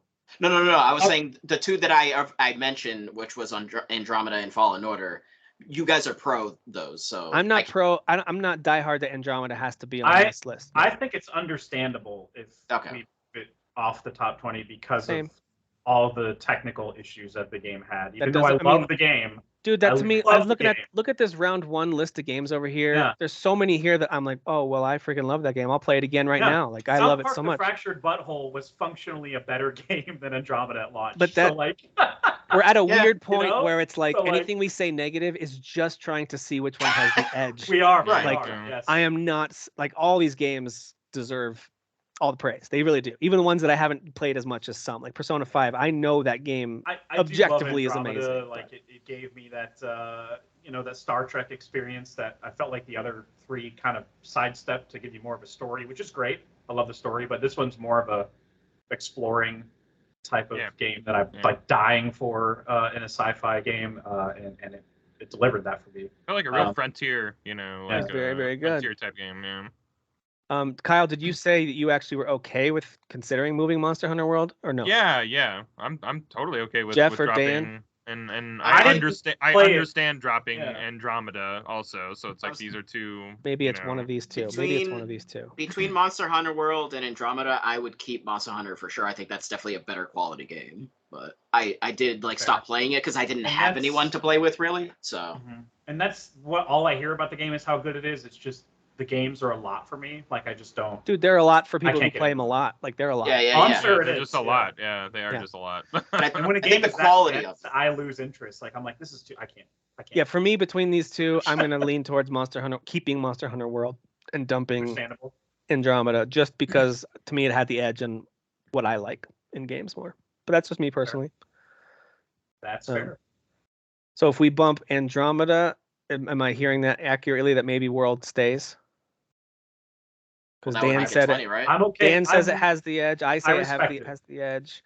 I know Kyle, you liked both of these a lot. Mm-hmm. And I'm fine with just moving it along and. Yeah, exactly. Yeah, I don't have any. Neither of these games are going to be in the top 10. So the birthday boy has Yeah, try focusing so hard on these games this early. Like it's like these two are not on the top 10. So we're giving ourselves an official honorable mention list. That's all it is. Yeah. All right. So we have narrowed it down successfully to 20. That wasn't too bad. Now the real shit show begins. Yeah, picking 10 and then ranking them. Can I just say, Red Dead Redemption 2? It has to, right? Isn't objectively we all like that game? Does that game have to come over? It does for me. 10? Like I think I think for me it is my number one. So that's my number one. You know? That is unequivocally my number one. Okay, so that's two people's numbers one. Tim really liked it. Dan's for me, on it. For me, it's a must-have on the list. I don't know if it's number one for me, but it's no. I'm not pushing. We're not pushing for ranking right now. I'm just pushing. Right. I like the idea of just bumping one over. Let's do it. I think using the numbers, if it's higher, is a good justification for. It's a good explanation. Yeah. Yeah. I like it. Why I want to move a game over. Well, I think that God of War's in that same boat because those two were my. 100% for me. Those two were my 2018 battle. Like those two at 2018, I still can't decide which one I like more from that year, honestly. Yeah. But I think how spoiled were we that year? God of War got my pick that year, but over time, especially when I replayed Red Dead and replayed God of War, I was like, ooh, do I like Red Dead more? I might like it more. I don't know. It's hard, dude. It's hard.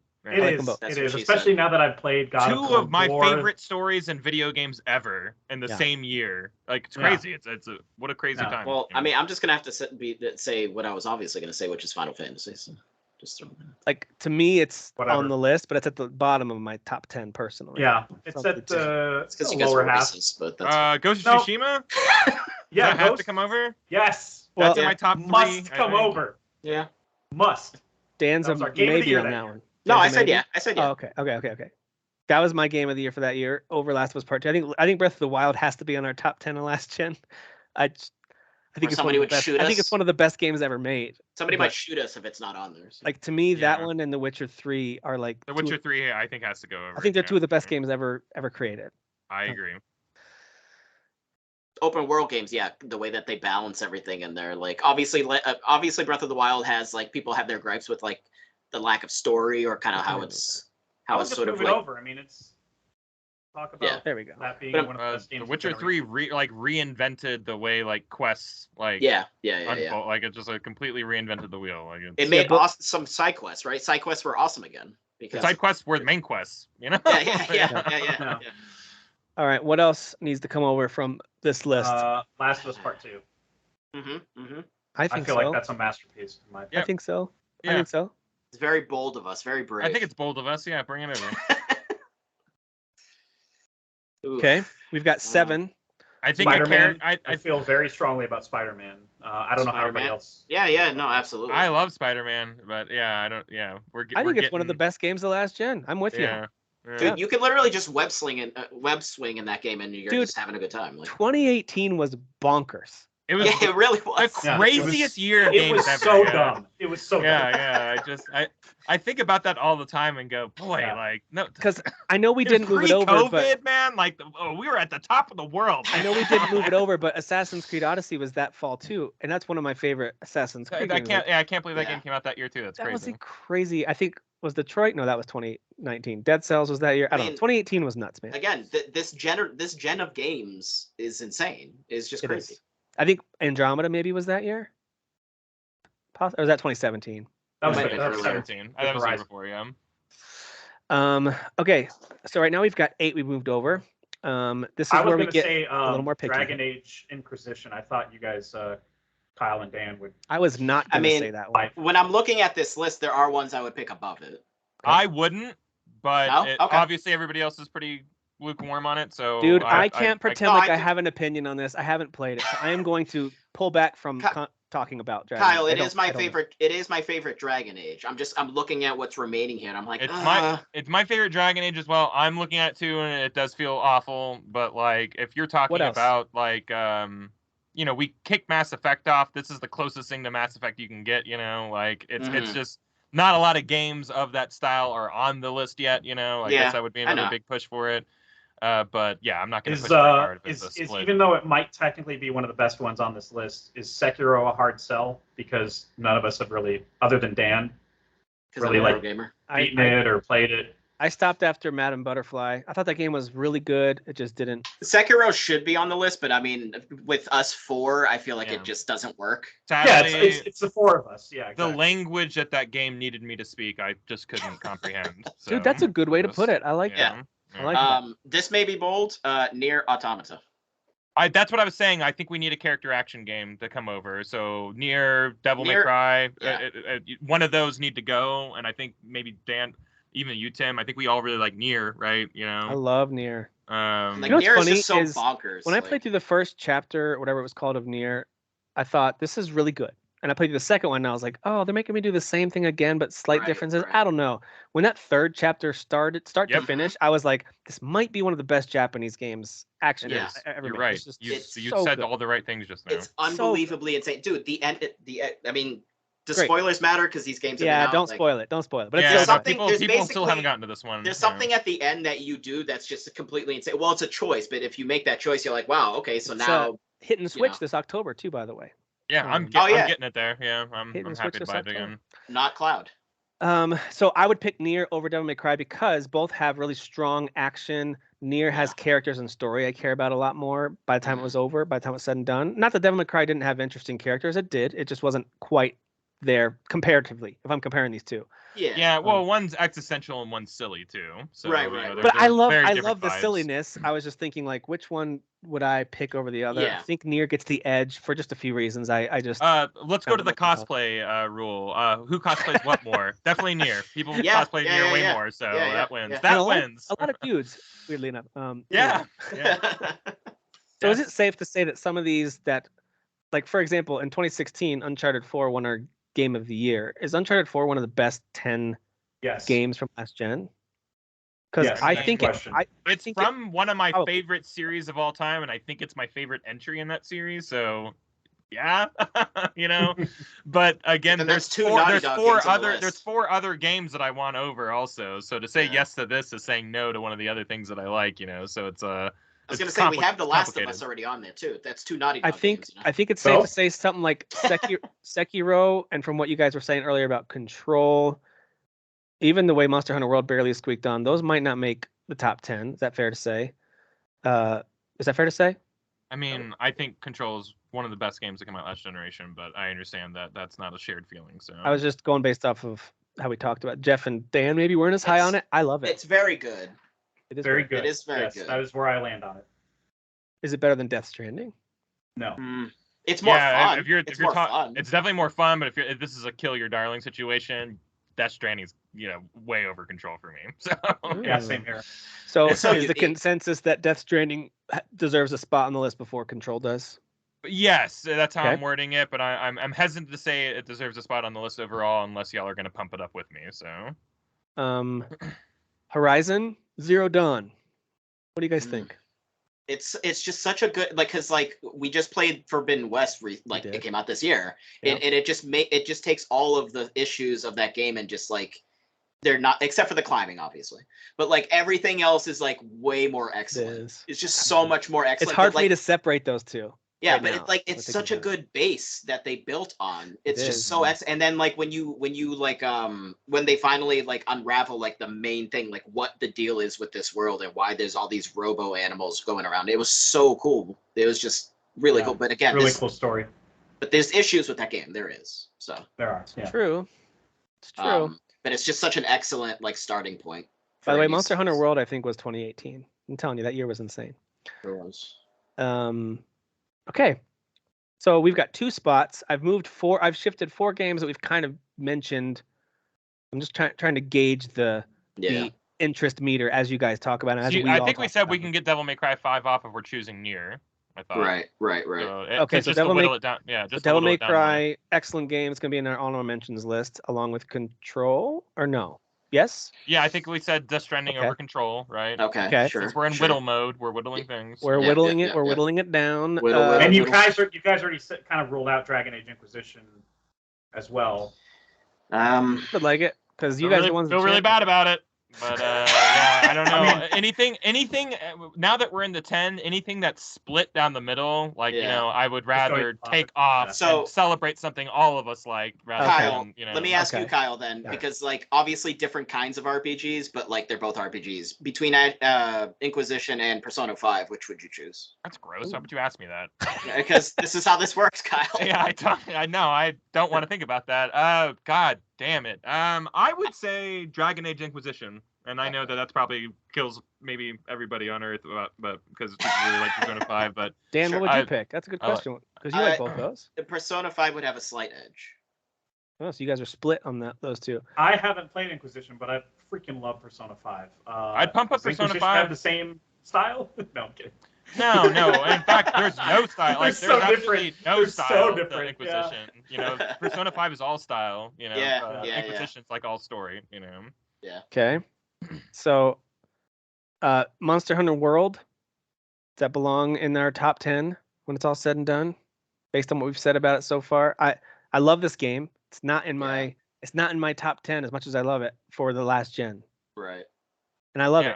It's in my honorable mention list. So. It is you such and I like it the most, and I don't think either of us have it in our top 10. So okay. Yeah. So I can go. It is a great game. It's just it's more fun to play with people. So.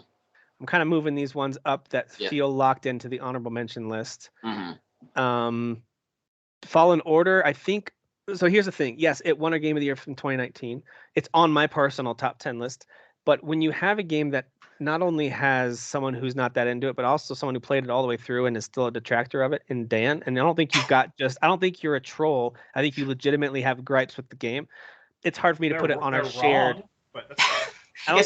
It's not even so much gripes. I think it's actually similar to what I was just saying with Horizon. I think it's a good base. A good base, but like there was some stuff with it that I was like, you're thinking, hey, maybe when Respawn puts out the sequel, we could be looking at a truly excellent. I see exactly. Yeah. All right. That's fair. It was my favorite game of that year, and that's the year with Outer Worlds and Control. Does Outer Worlds belong on this list? I'm not that. It will not be in the 10. It's my favorite game of that year that it came 2019, but it's not. This is another one where it seems pretty split. Yeah. You know, it's right down the middle, so it's like if there are other games that even a majority of the cast like more, you know, like we should probably be leaning towards those. Okay. Fallen Order, should we move up in that same spot too? Or no? Because at least three of us like that, you know. But you know, so. Again, three of us really. It sounds like three of us loved it. Yeah, yeah. I love that game. Yeah, spoilers, guys. I really like that game. Yeah, I picked that one just barely over Control, and you know, not blowing Outer Worlds out of the water or anything. It's just, you know, better in my opinion. Okay, so we've got 2 spots. We've talked through the 7 that we're considering: Death Stranding, Nier, Uncharted 4, Fallen Order, Horizon, Persona 5, Dragon Age Inquisition. Like if we were scoring them all, it sounds like we're all giving them like 9.5. So there's no clear leader in my mind for any of these. But we do have to try to trim it down. I'm only fighting for one in that list, and then I don't care. And then what's that one you're fighting for? Uncharted 4. Yeah. Uncharted. Okay, you're fighting for Uncharted 4. Yep. Kyle and Dan, what are your thoughts on Uncharted 4 taking one of the spots? I would say out of these games that are left, it's a worthy inclusion. I'd be fine with that one. I mean, they're not exactly. I beat this game like 4 times. My God, it's so I was gonna crazy. say Uncharted and Last of Us are definitely not the same game, and I get they're the same dev, so I'm not trying to make it like, oh, it's the same dev, but like. But you're saying we already have this on here. Yeah, it's just like if I was gonna be like, I'm gonna play a Naughty Dog game right now, it's like between these two, if I'm gonna choose, I'm gonna pick Last of Us Part 2. What? Yeah, you're gonna choose Misery. You're such a liar. Out of those two. Yeah, here's the thing, and maybe this is what we should be talking about: getting Last of Us 2 off and putting Uncharted in its place. No way. Shit. I think Last of Us Part 2 is a masterpiece, but Uncharted 4. If we're talking about game I want to play right now, Uncharted 4 easily. Yeah, same here. Yeah. one's funner to play than the other, even though I think The Last of Us obviously has more to say, you know? Yeah, you take away a lot more with it, you know? So is it fair that we decide, hey, you know what, just for the sake of a fair list here, we need to choose between Uncharted 4 and Last of Us Part 2? Is that a fair thing for us? I don't know. I think it sounded like a heel move of me to suggest that. And, I don't know. See, because I think Last of Us is I like it. I like being a heel right now. I think Last of Us is more fun to play because there's just more like nuance to like sneaking around. You can avoid people. You can not avoid people. You have all these different. Yeah, but that's also stressful, you know. No, like, it is. It is absolutely. Whereas like Uncharted, there's like nothing stressful about that game. It's just kind of like a jolly adventure. All right, so not to sound like a dick, but to be honest, like for me, Uncharted, it's like, all right, the shooting parts, it's like popcorn fun, but like I kind of more care about the character moments, and that's what I'm basically just going through the shooting parts to get to the fun story parts where like the characters are interacting. I thought that was true of Uncharted 1 through 3. That's where I thought 4 kind of shined, as it elevated the combat and stealth. I thought they did better. It's definitely the best one to play. But maybe still not. I see what you're saying. I just, for me, Last of Us just has the slight edge. That's just, Okay. Yeah. Kyle, for real, like I know it's hard for us to be for real. Last of Us Part 2, I guess in my mind, I thought of that as a no-brainer to be on the list, but I shouldn't have assumed that. Is that one that you probably wouldn't include on the top 10? No, not at all. But you were talking about making a top 10 split between 4 different people, and you're right. Everybody's darlings ain't gonna make it. You know what I mean? Yeah, Even the objective darlings that everybody loves or should love. I guess that's not this game either, but I see what you're saying. Yeah, you know what I mean? It's like you said, it's not about like stuff being better than the other. It's about trying to come to 4 people agreeing what deserves to be on a collective list. Yeah. So we were stuck at 8 for a while. We've taken a step backwards back to 7. We need to. Is Last of Us Part 2 on this list? Jeff, what do you think? These are both no-brainers to me. I don't understand what the. Okay, whatever. I think the holdup is these 6 games that are above it: Dragon Age, Persona 5, Horizon, Fallen Order, Death Stranding, and Nier. I think that's the holdup. I would say that's exactly the holdup. Both of these are better than all of those, but yep. Eat a wiener. Eat a wiener. As long as the wiener owner consents, eat it. You had to throw consent in there. What? Oh my gosh. This is amazing. Had to be appropriately inappropriate. I mean, I guess Last of Us Part 2. Or we could put these 2 on and take Spider-Man off, you know? Whoa. See. I'm leaning into being a heel at this point, you know? You know what? How about we put them on? Let's just get Zelda out of here. It doesn't belong on this list, guys. Yeah, okay. You know what? Final Fantasy VII Remake is just a remake of a game that already exists. Go away. I like it. See, this is what we want. We're like the whole point of this was to be like the Jerry Springer of video game podcast. Right, just like let's bring out people that disagree. Tim, Tim, which one was your favorite? I'm not going to say now. Dang it. You said Uncharted 4 was your game of the year that year. It was for 2016. Yep. Ghost was your 2020. Ghost was 2020 for me over Last of Us Part 2. Yeah. If Uncharted had come out that year, it would have finished 3rd place behind those 2. Right, I would have picked Last of Us Part 2. I would have picked Last of Us Part 2 over Uncharted. Okay, that's fair. I would also Last of Us Part 2 is way better. I would also pick Fallen Order over Uncharted 4, and I'd probably pick. It's probably a draw for me with Nier Automata and Uncharted 4.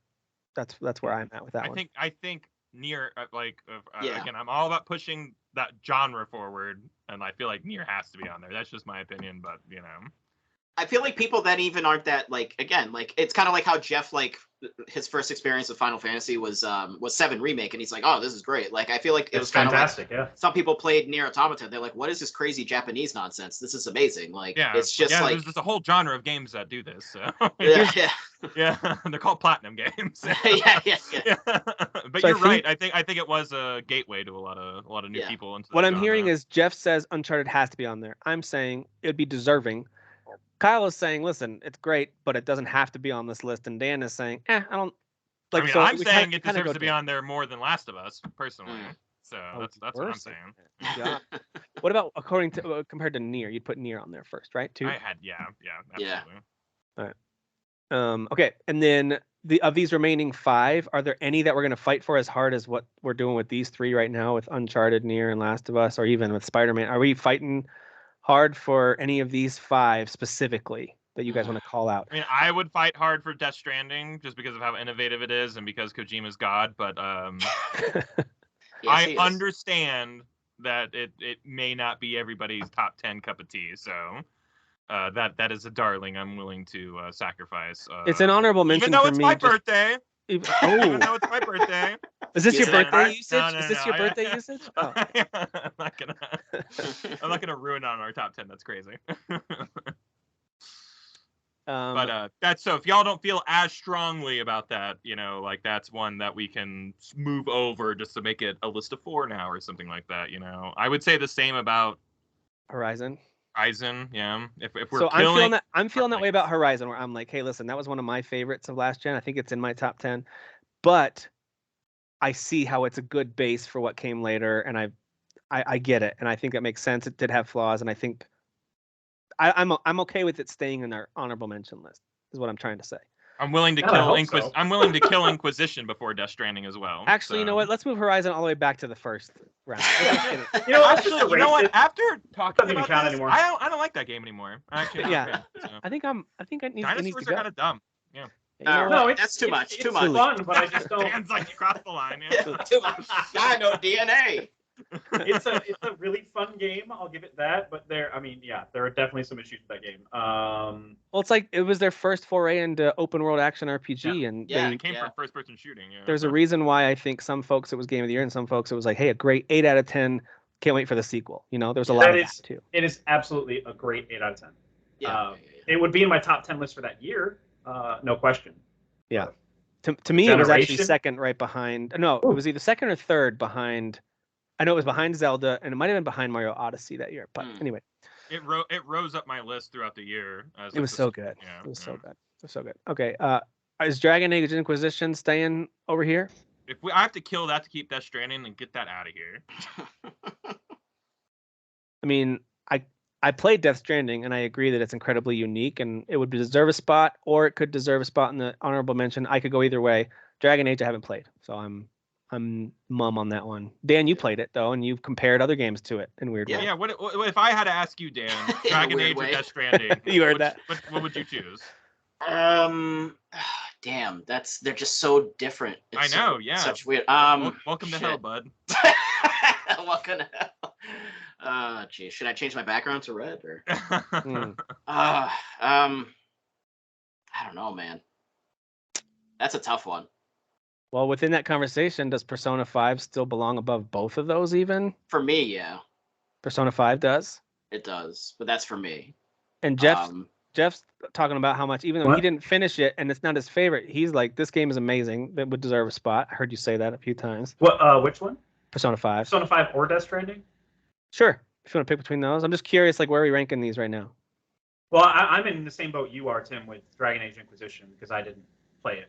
Okay. See, so that's one where we're split on. We should just cut that. You know what I mean? Like cut that. That's a 2 and 2. You know. Both of us. We gotta make it easy, guys. You gotta make it easy.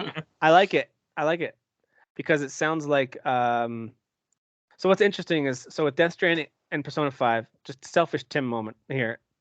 These are two that I acknowledge that they're both great. I've played a good chunk of them. Did not finish them for full transparency here. But neither one of them were my, as Jeff likes to say, cup of tea. They just weren't. They just weren't my favorite thing. I think they're great and you're unique. Not cultured, Tim. Get more culture. Is that what it is? Is it the culture? Okay. Yeah, that's what it is. Yeah. But I also, if I saw someone say, "Hey, top 10 games," and either one of these were on that list from that gen, like I'd be like, "Yeah, I could see why those are on there." So I have no problem with it.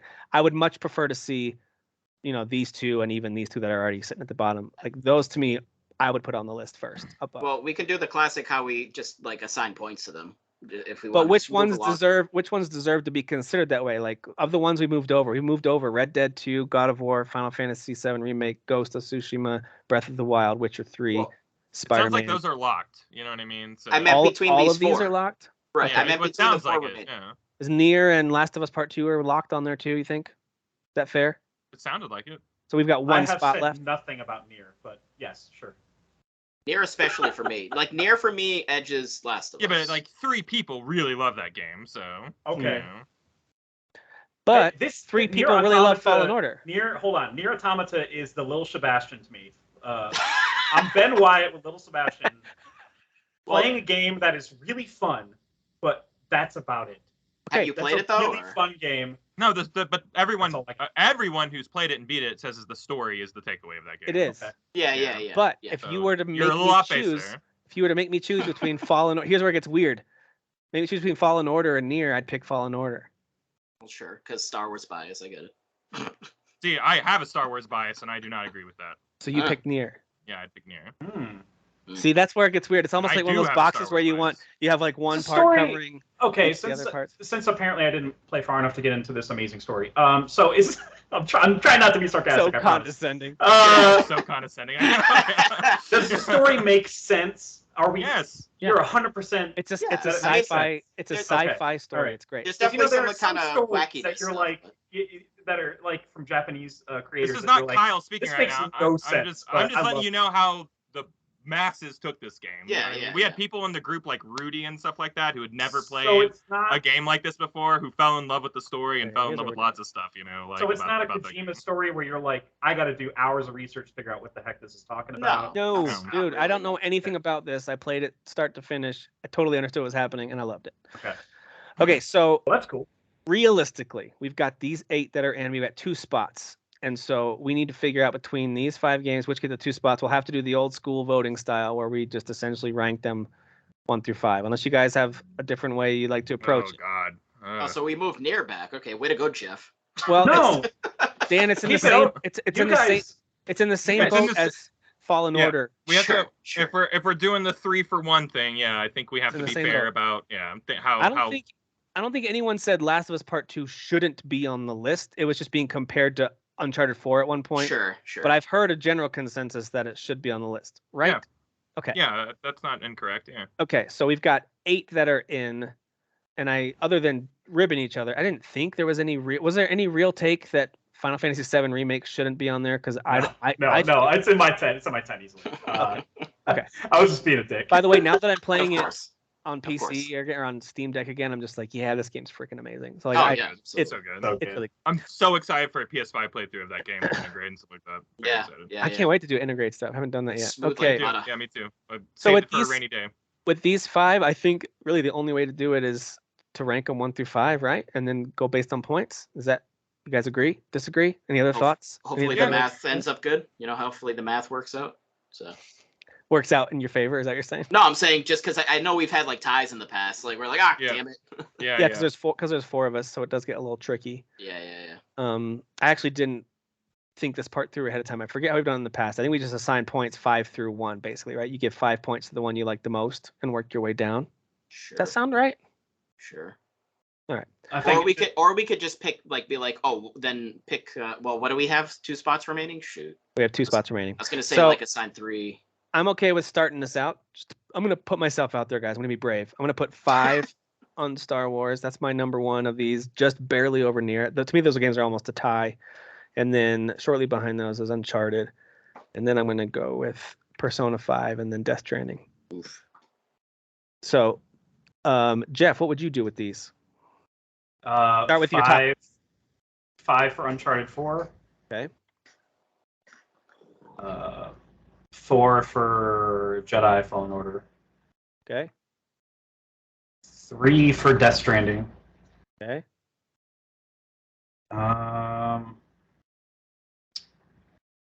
2 for Persona 5. And the rest. You don't even want to give a point to Nier, is what you're saying? I'm saying, I'm kidding. Whatever the math is on that. Yeah.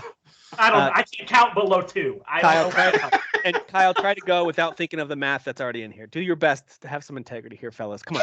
Yeah. I'm not looking at those numbers just off the top of my head. Death Stranding's my number 1. Okay. Nier's my number 2. Okay. Uncharted's my number 3. Okay. Persona 5 is my number 4, and then Jedi is my number 5. All right. And Dan. Don't look at the numbers. Just give me your 5. So I'm starting with like number 5 for 5 points, right? You're number 1 of these 5 games of Death Stranding, Persona 5, Uncharted 4, Fallen Order, Nier. Oh, so like 1 being okay. Well, then Nier Give would me be your top. Right. So Nier would be my number 1. Okay. And then Persona number 2. Okay. Damn it. Don't do the math. Just no, I know. I'm just because I'm going between Uncharted and Death Stranding. I see. God damn it. Which one would you play right now? Death Stranding 3, Uncharted 4, and then Star Wars 5. I think you did the math on it. I didn't. You knew that was going to be the 5. Well, that determined if. Oh no, it didn't. No, we're good. That brings over Nier and Uncharted 4. Wow. Okay. Oops. I just deleted it. That's what you should have done. No, I'm kidding. Here's what's interesting about bringing over these two, if that's what we land on, by the way. What's interesting about bringing over those two is I heard impassioned kind of pleas for both without there really being truly negative Like I heard some drawbacks on Fallen Order. Here's the two that are weird to leave out. It's Death Stranding and Persona 5. Oh, absolutely. Persona, yeah. So let me ask you guys this. Since they didn't technically make the first, top 10, I did say we could stretch it to 12.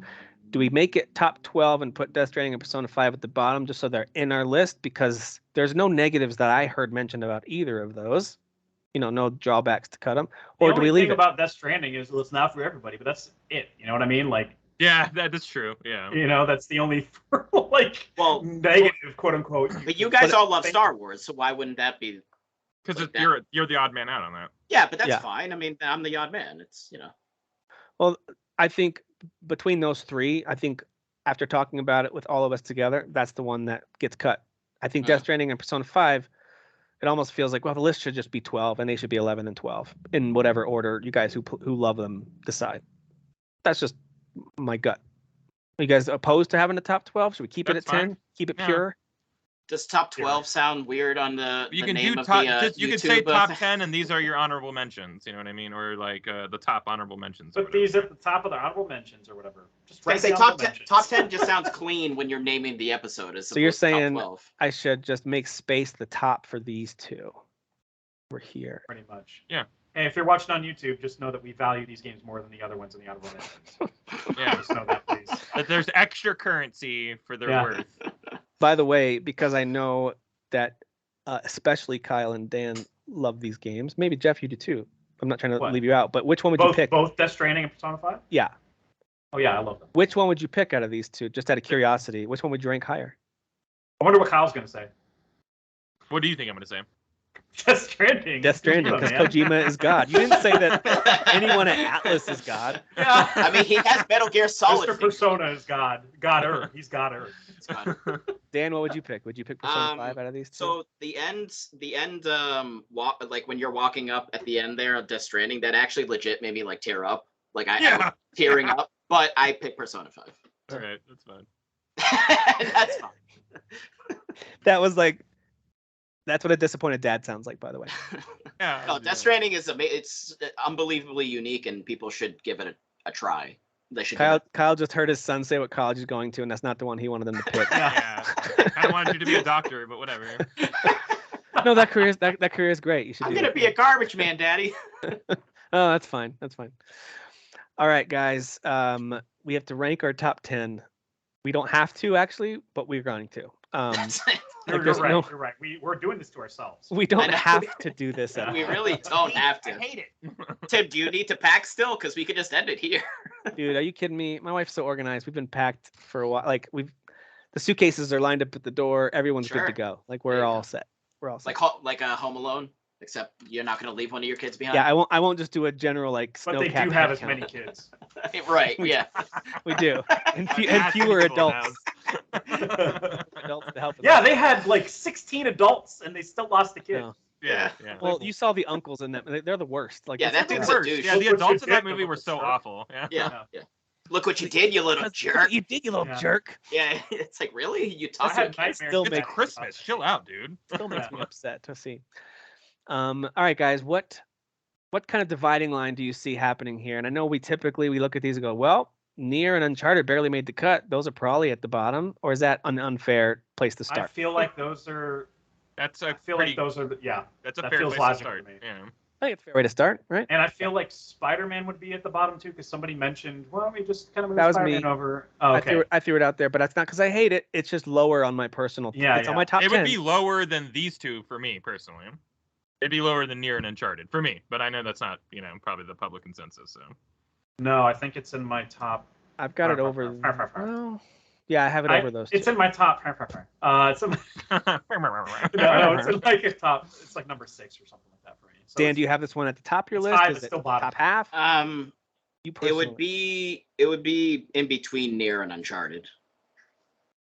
So it's somewhere in this grouping. Just out of curiosity, what is that ranking for you, Dan?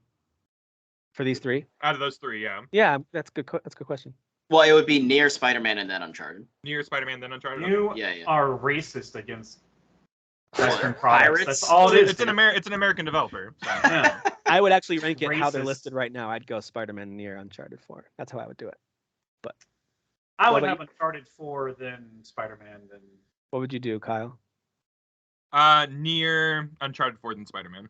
Okay, so we're all doing slightly different. Another thing that kind of does the art style start to get more color in Nier Automata, or is that kind of the same throughout the whole thing? You go to different biomes and areas. Oh, okay. Because I remember it being very brown and gray. You end up on fields of flowers and greenery and stuff. And there's a whole desert area. There's a whole the muted art design. The muted art design actually works in its favor when it does have elements of color and splash. It's right. Yeah, that's cool. Okay. So we have 7 more. We gotta. And by the way, we don't have to lock these in here, but sure. It sounded like Uncharted 4 was second or third. Yeah, I think we just split it up by bottom half, then top half first, and then rank. Yeah, that's probably a good idea. So then, what else would go on this bottom half? It sounds like Last of Us Part 2 was not. Yeah, it did sound that way, right? Somewhere in 6 or 7 range. Right, 6 or 7. Yeah. To me, it's a no-brainer above these 3. Am I crazy in assuming that? Like I think that's like fair to say. My number 4, but overall, but the consensus feels like maybe bottom half. Somewhere 6 or 7, something like that. So I'll put it in 7 for now. Out of the ones that are left, Witcher 3, Breath of the Wild, Ghost of Tsushima, Final Fantasy 7, God of War, Red Dead. I put Final Fantasy 7 in that 6th or 7th spot alongside Last of Us Part 2. Is that too low for everybody? I know for Dan it certainly probably is going to be, but what about for everybody? So can I just can I just do my and I promise objective stance on this, and then you guys just make your decision, and that's fine, because at the end of the day, this list doesn't actually matter. It matters. It's the official podcast ranking, dang it. That should be in the trailer for this. When people ask your opinion, you have to result to this list because you operate under this umbrella. Yeah, it's true. But in the end, it doesn't really matter. So I tried real hard and I got real far, but in the end, it doesn't really matter. I don't understand the reference. No, it's Linkin Park. I don't get it. What's that? Is that a Matthew McConaughey movie? All right. Yeah. So all right. So Final Fantasy VII is one of the most important JRPGs ever, right? I mean, it's just one of the most important. The original, yeah. Yes. So this game existing at all is like, well, I don't want to say miracle because that's just an exaggeration, but like the fact that when the PS3 launched and they were like, hey, this is what 7 could look like on a PS3. Here's a tech demo. This was back in 2000, I think 7 maybe, around there. So for all of these years, over a decade, people were like, you need to remake this. You need to remake this. This needs to happen. It needs to happen. It's one of the most important JRPGs of all time. And finally it did. And obviously there was a little bit of clunkiness there in the beginning with that other dev was supposed to make it, yada, yada, yada. But just the fact that this game even exists and what they're even doing with it, because again, it's not, without being too spoilery, it's not literally a one-for-one remake. There are things happening with it that's very unique. Yeah. I just think it's like a really unique undertaking to take and again, stemming from what is the most, in my opinion, one of the most important JRPGs of all time. So I just can I have a monologue moment about Death Stranding? Yes. Yes. I'm totally kidding. So you're right about Kyle. It's your birthday. So. Yeah, it's my birthday. Yeah. You're right about all that, Dan. I can't deny that. I will say, and I mean this in all due respect, because now we're just choosing between 10 incredible games. Yeah. Everything else down there, to me, is better than Final Fantasy VII Remake. Yeah, that's where in my opinion. That's where I'm at with this too. But that being said, I feel like you know, when we look back, once that whole story is done, like we're all gonna be like, wow, that's the thing too. This is 1/3 of a new trilogy, so it's like, you know. Yeah. There's a bit of a longing, you know, for to complete, you know, until we really know where it's going to cement itself in the pantheon of gaming. I think everything Dan just said. I think everything Dan just said just proves why it's those of us who aren't even huge Final Fantasy IP fans. Like maybe we like it, maybe we love it. None of us are as big a fans as Dan, but I don't think I disagree with anything you just said. It's very, very special. That's why it was like a no-brainer to be on the list. I think 6th is the right spot, maybe even 7th, but 6th definitely. Is as high as I would put it, based on what is left. That's all. All I ask is once this trilogy is complete and that 3rd one comes out, that needs to be at number 1, or I'm gonna murder all of you. So. Well, it's gotta be good first. It's gotta be good. Let's make sure it's good first. Let's make sure it comes out good first. What if it comes out and they're like, by the way, Strangers of Origins was the 3rd part? Oh, yeah. Oh man. I will kill myself. I will kill myself. Please insert disc 1 of Strangers and complete Final Fantasy VII. If they name the 3rd one Chaos, that'd be amazing. Part 3 will be like, hey, Palpatine's alive. Just sure. Don't worry about it. Somehow Palpatine survived. What is everyone's thoughts about 7 Remake being above Last of Us Part 2? Like, I'd personally put Last of Us Part 2 above it, but not by a lot. It's like that they both came out the same year. It's literally just one spot for me. So in this scenario. Yeah. Kyle, which one would you put above it? Which one would you put higher? It's really hard. Again, if we go back to the what do I want to play right now, it's Final Fantasy VII Remake, but I think, again, Last of Us 2 has more to say. And Dan, you put 7 Remake above Last of Us Part 2, yeah? Yeah. Okay. We'll leave it where it is right now because we're split on that, and it's not a huge deal. 6 and 7, they're whatever. Yeah. Okay. But basically, 6 and 7 is basically crap at this point, so now we can get to the meat of the list. Let's also not be cute here and put 7 Remake in the 7th spot. I mean, come on, let's not be cute here. That's what I did with my list. Honestly, can we do that? I want to be cute. Can we actually do that? That's what I was getting. Kyle, shut up. It's That's super what I was cute. getting. That's what I was getting at. Yeah. It's my birthday. I like how it's all sing-songy too. It's my birthday. How dare you? So I actually have to say, I think I've made it pretty clear that I didn't play Breath of the Wild, and I certainly didn't play nearly enough of Witcher 3 to have an educated opinion. So I'm basically just going along with what you guys are saying about it. So your top 3 of these 5 is going to consist of Red Dead, God of War, Ghost in some order. It has to, yeah. I mean, yeah. And I agree with that. If I had to. Oh, that'd be your top 3 too. Yep, I agree with that. Oh, hold on. Oh no, The Witcher 3 would be in. I don't know. Don't ask me that. I won't ask. Actually, you know what? I agree with that. Actually, no. I take it back. Everything about that is a no from me. So it's funny that you say that because I'd actually put Ghost of Tsushima at number 5 out of all of these that are left. Wow. Absolutely amazing game, of course. But I'm comparing it to the others, and I think they each edge it out in the things they're trying to do. We're talking about actually surprisingly similar games in a lot of ways as you look across these 5. I have to agree with that, Tim, to be honest. And I would put Ghost at 5. Not whatever. I don't have to keep clarifying. We don't have to keep saying they're excellent. Okay, obviously it's excellent. That's fair. But I would put Ghost at 5, and then to me it's because a battle. Go ahead. I feel like the open world in Ghost is not talked about as highly as the other open world games that are in this 5.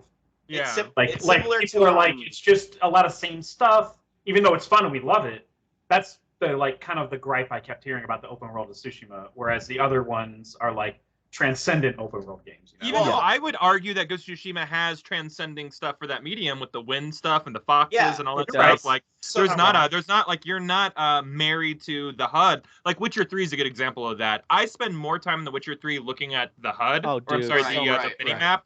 Than I do the actual HUD itself, you know? So it's like, how much of the game are you actually seeing when you're looking at that bottom left corner of the screen? Whereas it's interesting because like Red Dead 2 and Witcher 3 are great examples of how there's a great HUD because you need it and there's so much going on there and there's so much creativity.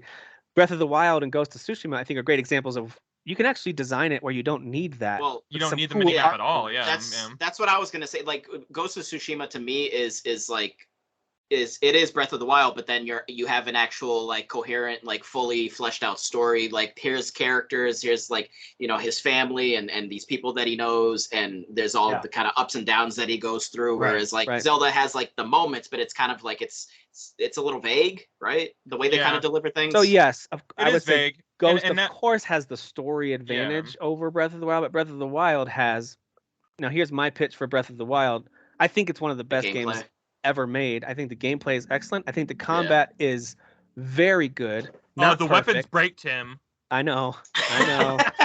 Not perfect. I like you are so defeated. I know. I don't hate that mechanic. But dude, when you look at the number of puzzles and shrines and places and corners to explore in that game, and the fact that it's the feeling that you only get with a very few games. Skyrim's one, Witcher 3 is another one. Like very few games give you this feeling of, oh, I literally can go wherever I want. Like I can go anywhere that That could also be a con though to some people. It's almost too much, you know what I mean? Whereas like Ghost of Tsushima is a little more focused. So I guess it just depends on what you would prefer. But that's the thing. Ghost of Tsushima is not trying to do that. So it's not a knock against Ghost. This is just a pro for Breath of the Wild. Breath of the Wild is trying to say, hey, remember being a kid and going out and exploring, and there's like endless possibilities. Worry about why, just do it. That's what this is. Ghost of Tsushima is a narrative-driven exploration, and it does it very differently. They're very different. They're excellent at what they do. I just think Breath of the Wild did something that, because it was Zelda too, there's that IP attached to it and characters attached to it. So I'm already I've taken back to being a little kid a little bit, thinking about Zelda stuff. But now you're letting me essentially do what I wanted to always do as a little kid when I would go out and explore, and it lets you do that, and you truly get a sense of adventure. Like I don't think any of these games quite nail what it feels like to be out on a truly open adventure like Breath of the Wild does. That's why to me it belongs there. I agree with all that. It belongs above it just a smidge. Let me make my case for Ghost of Tsushima. As a young weeb who wore dragon silk shirts in middle school, who got his first boken when he was 9 years old, you know. I'm gonna start started some collecting his samurai sword collection, you know, when this a lore corner with Kyle. And who started his katana collection at the age of 12 or whatever. Like there was this type of game was the game I have always been waiting for my entire life. And it's so good. And it's so good, and it executes it on so well, you know. So like for me, if we're gonna go down to votes or whatever, and this is crazy. This is not how the night started. I would probably put Ghost of Tsushima over Breath of the Wild for me. Just because, and that's I just gave a whole bunch of personal reasons. I didn't give, those are subjective, totally non-objective reasons, but just that's just how my feelings and by the way, the reason why, and I'm glad you're saying that, the reason why I started talking about Breath of the Wild is because I think on this list it belongs in that 4th or 5th spot, even though personally it's probably my number one, and it's probably number 2 out of all these. I think Witcher 3 is my very top for all these, and I think Breath of the Wild is number 2. And Red Dead Redemption 2 is number 3. Like that's how they're lining up for me personally. But I think Breath of the Wild, Ghost both belong in that 4th and 5th spot based on our mutual interests in these remaining 5 games. Whether they land at 4 or 5, not super important to me. I just think that's kind of where they go. Ghosts and Breath of the Wild. Dan, what do you think? Am I on track with what you're thinking with these 5? Yeah, I mean, I guess it would depend on the day. Yeah, I'll share the screen again. Between Breath of the Wild and Tsushima, the thing with Tsushima too, for me, it's like it's not totally 1 for 1, but like I loved the Onimusha series. Onimusha 1 was actually my first PS2 game I owned. As one of the first games I bought. I freaking love that game so much. And like Tsushima, minus the demons and all that stuff, is like open world Onimusha to me a bit. Like, so like this, like just that connection for me that it's like, that's why, and I love samurai stuff too. I'm also a weeb, just like Kyle. I just don't own any swords. I have a fake sword, but I mean, What's a sword? It's a sword. But yeah, so, I guess right now, like gun to my head, I would probably slightly pick Tsushima over Breath of the Wild, just very slightly. Yeah. So it sounds like Ghost will sit at 4 and Breath of the Wild at 5 is what it sounds like. Am I crazy in saying that Red Dead, God of War, and Witcher 3 are above both of those? I know maybe Jeff, Witcher 3 isn't yours, so maybe that's a bad assumption to make. Anybody? Jeff? I mean, Witcher. I'm with Tim. Witcher's probably my number one, but God of War would be my number one, actually. But but I would fall in line with that as well. You know what I mean? Yeah. Like if people are like, God of War was probably my number one. I'm like, if any of these finish number one, I'm actually okay with it. If Ghost really.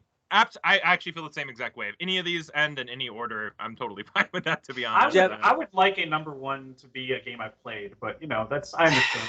The chips might fall. Well, that's kind of how I'm leaning. I'm leaning towards, even though for me Witcher 3 is number one, I'm leaning towards us landing on something like Red Dead at number one. But I could be wrong. Again, Dan, I haven't heard you talk about Red Dead. I know Kyle and Jeff.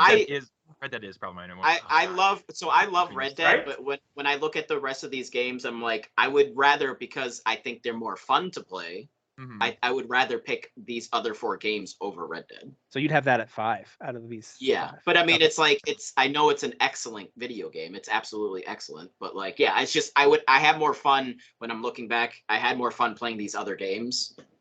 See, this is my Last of Us, where it's like I couldn't comprehend. Like, you find Last of Us 2 fun to play. I find Red Dead extremely fun to play, but I know a lot of people don't. I've heard the chatter just online. Hunt in that game forever. Yeah. I think it's so fun. I totally get both sides of the fence on that.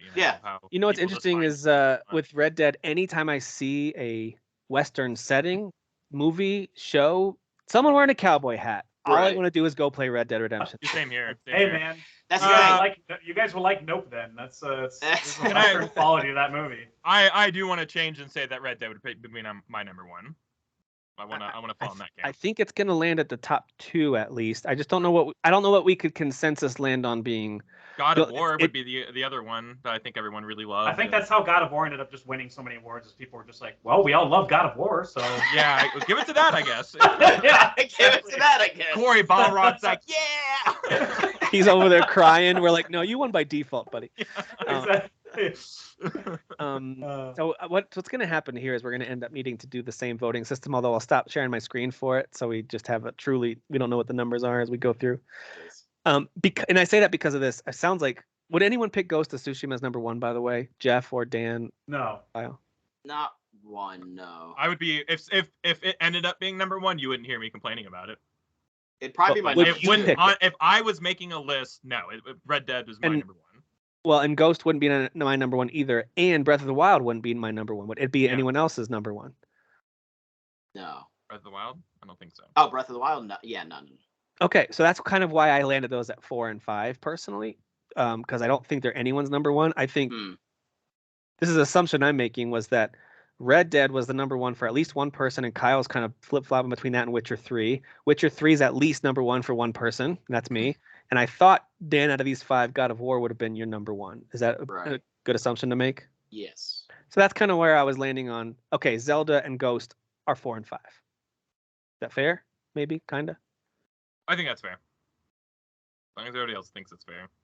Jeff, what do you think? You're quiet. Absolutely. You're quiet. You're quiet. Because, I don't have a say in Breath of the Wild, so I'm just like, oh, cool. Ghost of Tsushima. I played that, and I beat it, and I loved it. So, yay. It's above a game I have never played. I think one way to look at it. I think I mean more like if you consider it in context with these 2 that you have played, Red Dead and God of War. And well, I'll tell you right now, my top 3 is Red Dead 2, God of War, Ghost. So. Oh, all right. So then 4 is pretty accurate spot for you. That's actually quite accurate, right? Yes. Fair to say. Very. So now we're down to 3. That simplifies things a bit. I was hoping not to do a vote between 5 because that just makes it more complex. So I'm looking at Red Dead Redemption 2, God of War, Witcher 3, and I think it's relatively split between what order we go in. So I'm going to stop sharing the screen, and we're going to end this thing on the old-fashioned voting. All right. So I went first last time, so this time I'll go last. Dan, why don't you kick us off? Red Dead Redemption 2, God of War, Witcher 3. What's your order? Give me your number 1 through your number 3. Your top game versus your third place. So God of War, Witcher 3, Red Dead.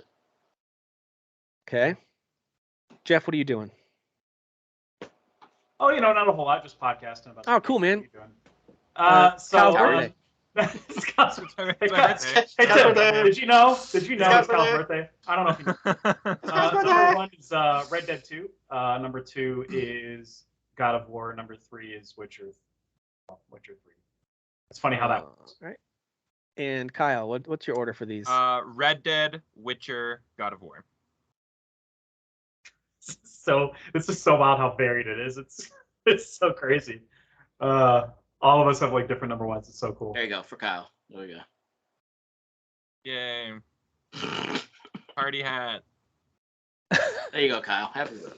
I hate my birthday. Everyone wanted to hang out today and stuff. And they're like, you want to go do something? No, I don't want to fucking do anything. So I quietly added. You want to dance? That way you guys. Oh, you did? Okay. See. Yeah. All right. So my number 1 is Witcher 3, which puts it in second place. My number 2 is Red Dead Redemption 2, which puts it in first place. My number 3 is God. But by the way, it's 1 point between each, right? It's So 9, mad. 8, 7. Like it's really close. 9. That's crazy. It's Yeah. kind of our discussion sounded like this, like it's 1 point between each. That's what it sounded like. Right. Western propaganda wins. Sorry, I just don't have the Wild West. This makes me connection so to it. happy seeing the group be so mixed on Red Dead 2. Whereas Kyle and I, it was only Kyle and I talking at the time because I wasn't on the podcast regularly. But we were just back and forth going, what the hell are people playing this game? It's freaking amazing. Yeah, and, like, I remember see that as being our number 1. totally blown away just by like even Makes me so stuff like happy. just like the horse mechanics and stuff like that. Where I'm Yeah. just like, boy, they really just put detail into everything in this game. Oh, absolutely. It's just out of this Just world. go you into know? whatever it was. Without spoiling anything, Yep. but there's like an epilogue where you're just kind of working on a ranch, and I was Sure. like, So this by itself is cozy, my dude. favorite thing ever. Ranch I just right, wanna- yeah. So cozy, dude. I just want to run a ranch. Yeah, Ranch yeah. simulator. I'm going into town. Need anything? Asking But see, the I wife, want a you ranch know? simulator where I can go and like rob people like you can. You know what I mean? Like I want that kind of like I start a gunfight. But that puts Red Dead Redemption 2 at number 1, The Witcher 3 Wild Hunt number 2, God of War at number 3, Ghost of Tsushima at number 4, Legend of Zelda Breath of the Wild at number 5, Final Fantasy 7 Remake at number 6, Last of Us Part 2 at number 7, Spider-Man at number 8, Nier Automata at number 9, and Uncharted 4: A Thief's End at number 10. And our honorable mention list include games such as Death Stranding, Persona 5, Control. Which mean more than the rest of these. That they do. Devil May Cry 5, Sekiro, Monster Hunter World, The Outer Worlds, Horizon Zero Dawn, Dragon Age Inquisition, Star Wars Jedi, The Fallen Order. Damn. Oh, I'm gonna use my birthday lateral now. Also, Judgment. No. All right, hang on. Birthday time. No, I'm kidding. Don't. Judgment's number 1. Birthday time, guys. There we Judgment go. number Weeps one. win. Weeps win, Kyle. We did it, everybody. We got it. Kaito-san, are you proud of me? Dude, that's like that was your like Money in the Bank moment from like, Yeah, WWE. exactly. Yeah, You just come, I come running down ringside. It's just like Alright. it's just Judgment on top of the face. Judgment. Kyle. He's got the briefcase. He's cashing it in. He's gonna cash it in. What a moment! What a moment! He just takes the mic. Judgment. He just broke that entire list in half. JR's like, what a happy birthday this guy's having. Wow. What a happy birthday. Oh my God. God, Perfect. wrestling. JR nowadays is on commentary. He's just like, what the hell's going on? I'm old. Like, I have no idea what's going on. he has no I've clue. had 7 strokes. You know? Well, guys, that was good. You know what's interesting about ranking the top like that many good games? There were very little negative things said, and that made the whole conversation overall feel more positive. It's much more about like which one is a little better as opposed to which one is worse. And usually our game of the year, we kind of have to. I understand why, like, but we usually end up getting into, well, that part was boring or that part was janky, or like you start getting a little more negative, and it can really, even though you don't mean to, you start feeling just kind of frustrated, and it's like everyone hates the thing that I love. This is much more of like, dude, we all love all of these games for the most part. Yeah. Some of us haven't played them, but for the most part, If I played them and beat them, maybe. yeah, for the most part, we love all those games, except for Damn with Fallen Order. I don't know what your deal is. I mean, I beat it, so you know. Commendable. It's got good foundations. I mean, it's Star Trek, Star Wars. I mean, which is the better Star thing? I mean, let's be honest. I mean, there's a right answer to that. Dude, it's Kyle's birthday. Stop it. Yeah, right now. I really need you to all right, chill out. all right. I'm sorry. That's not okay. It's clearly Star Put the Trek, party hat all right? back on. Put it back on. All right. Well, that does it for us for this Well, episode. What? I learned I got to go play Nier. That's what I got to do. That's right. Yeah. You do. Also, Absolutely. don't Keep in forget, mind, you have to beat it 3 times, and they are 3 different stories. Right. So it's gonna take a little while. it's Yeah, a, it's gonna it's, take a, you it's a out. slow burn. Yeah. But it is very good. Every Thankfully, time you beat it, it thankfully gets the- shorter though. Thankfully, and the then- combat is a blast. So Yeah. And Yeah, the third combat's time- really fun. That was my takeaway on it. The third time you go Little through bit. that game, it's completely different in every way. The So- it's music- also not the music truly is an unbelievable. open world exploration game. Yes, there's Right. things you can explore, but like I wouldn't treat it that way. I would treat it more like a linear game where you're going to the there are next. places that you need to go next. Absolutely. Yeah. Don't talk And to it everybody. They just so happen to be open hubs. Make sure you turn the camera in certain ways to see certain things. That's pervy. Derek arrived. and- Derek's here. And the music is amazing. So Yeah. The music. Yeah, Music is and- good. The music is good. All right, guys, that's it for us for this week. Kyle, Dan, and Jeff, enjoy the next couple of weeks. Dad will be out of town, so party it up. Oh, it's And, gonna be a mess. Thank you We're all gonna, for man, we're gonna say so many racial slurs. I can't wait. thank you all for watching and listening. We'll see you next time. Peace. Butt stuff. Uh-oh. Uh-oh.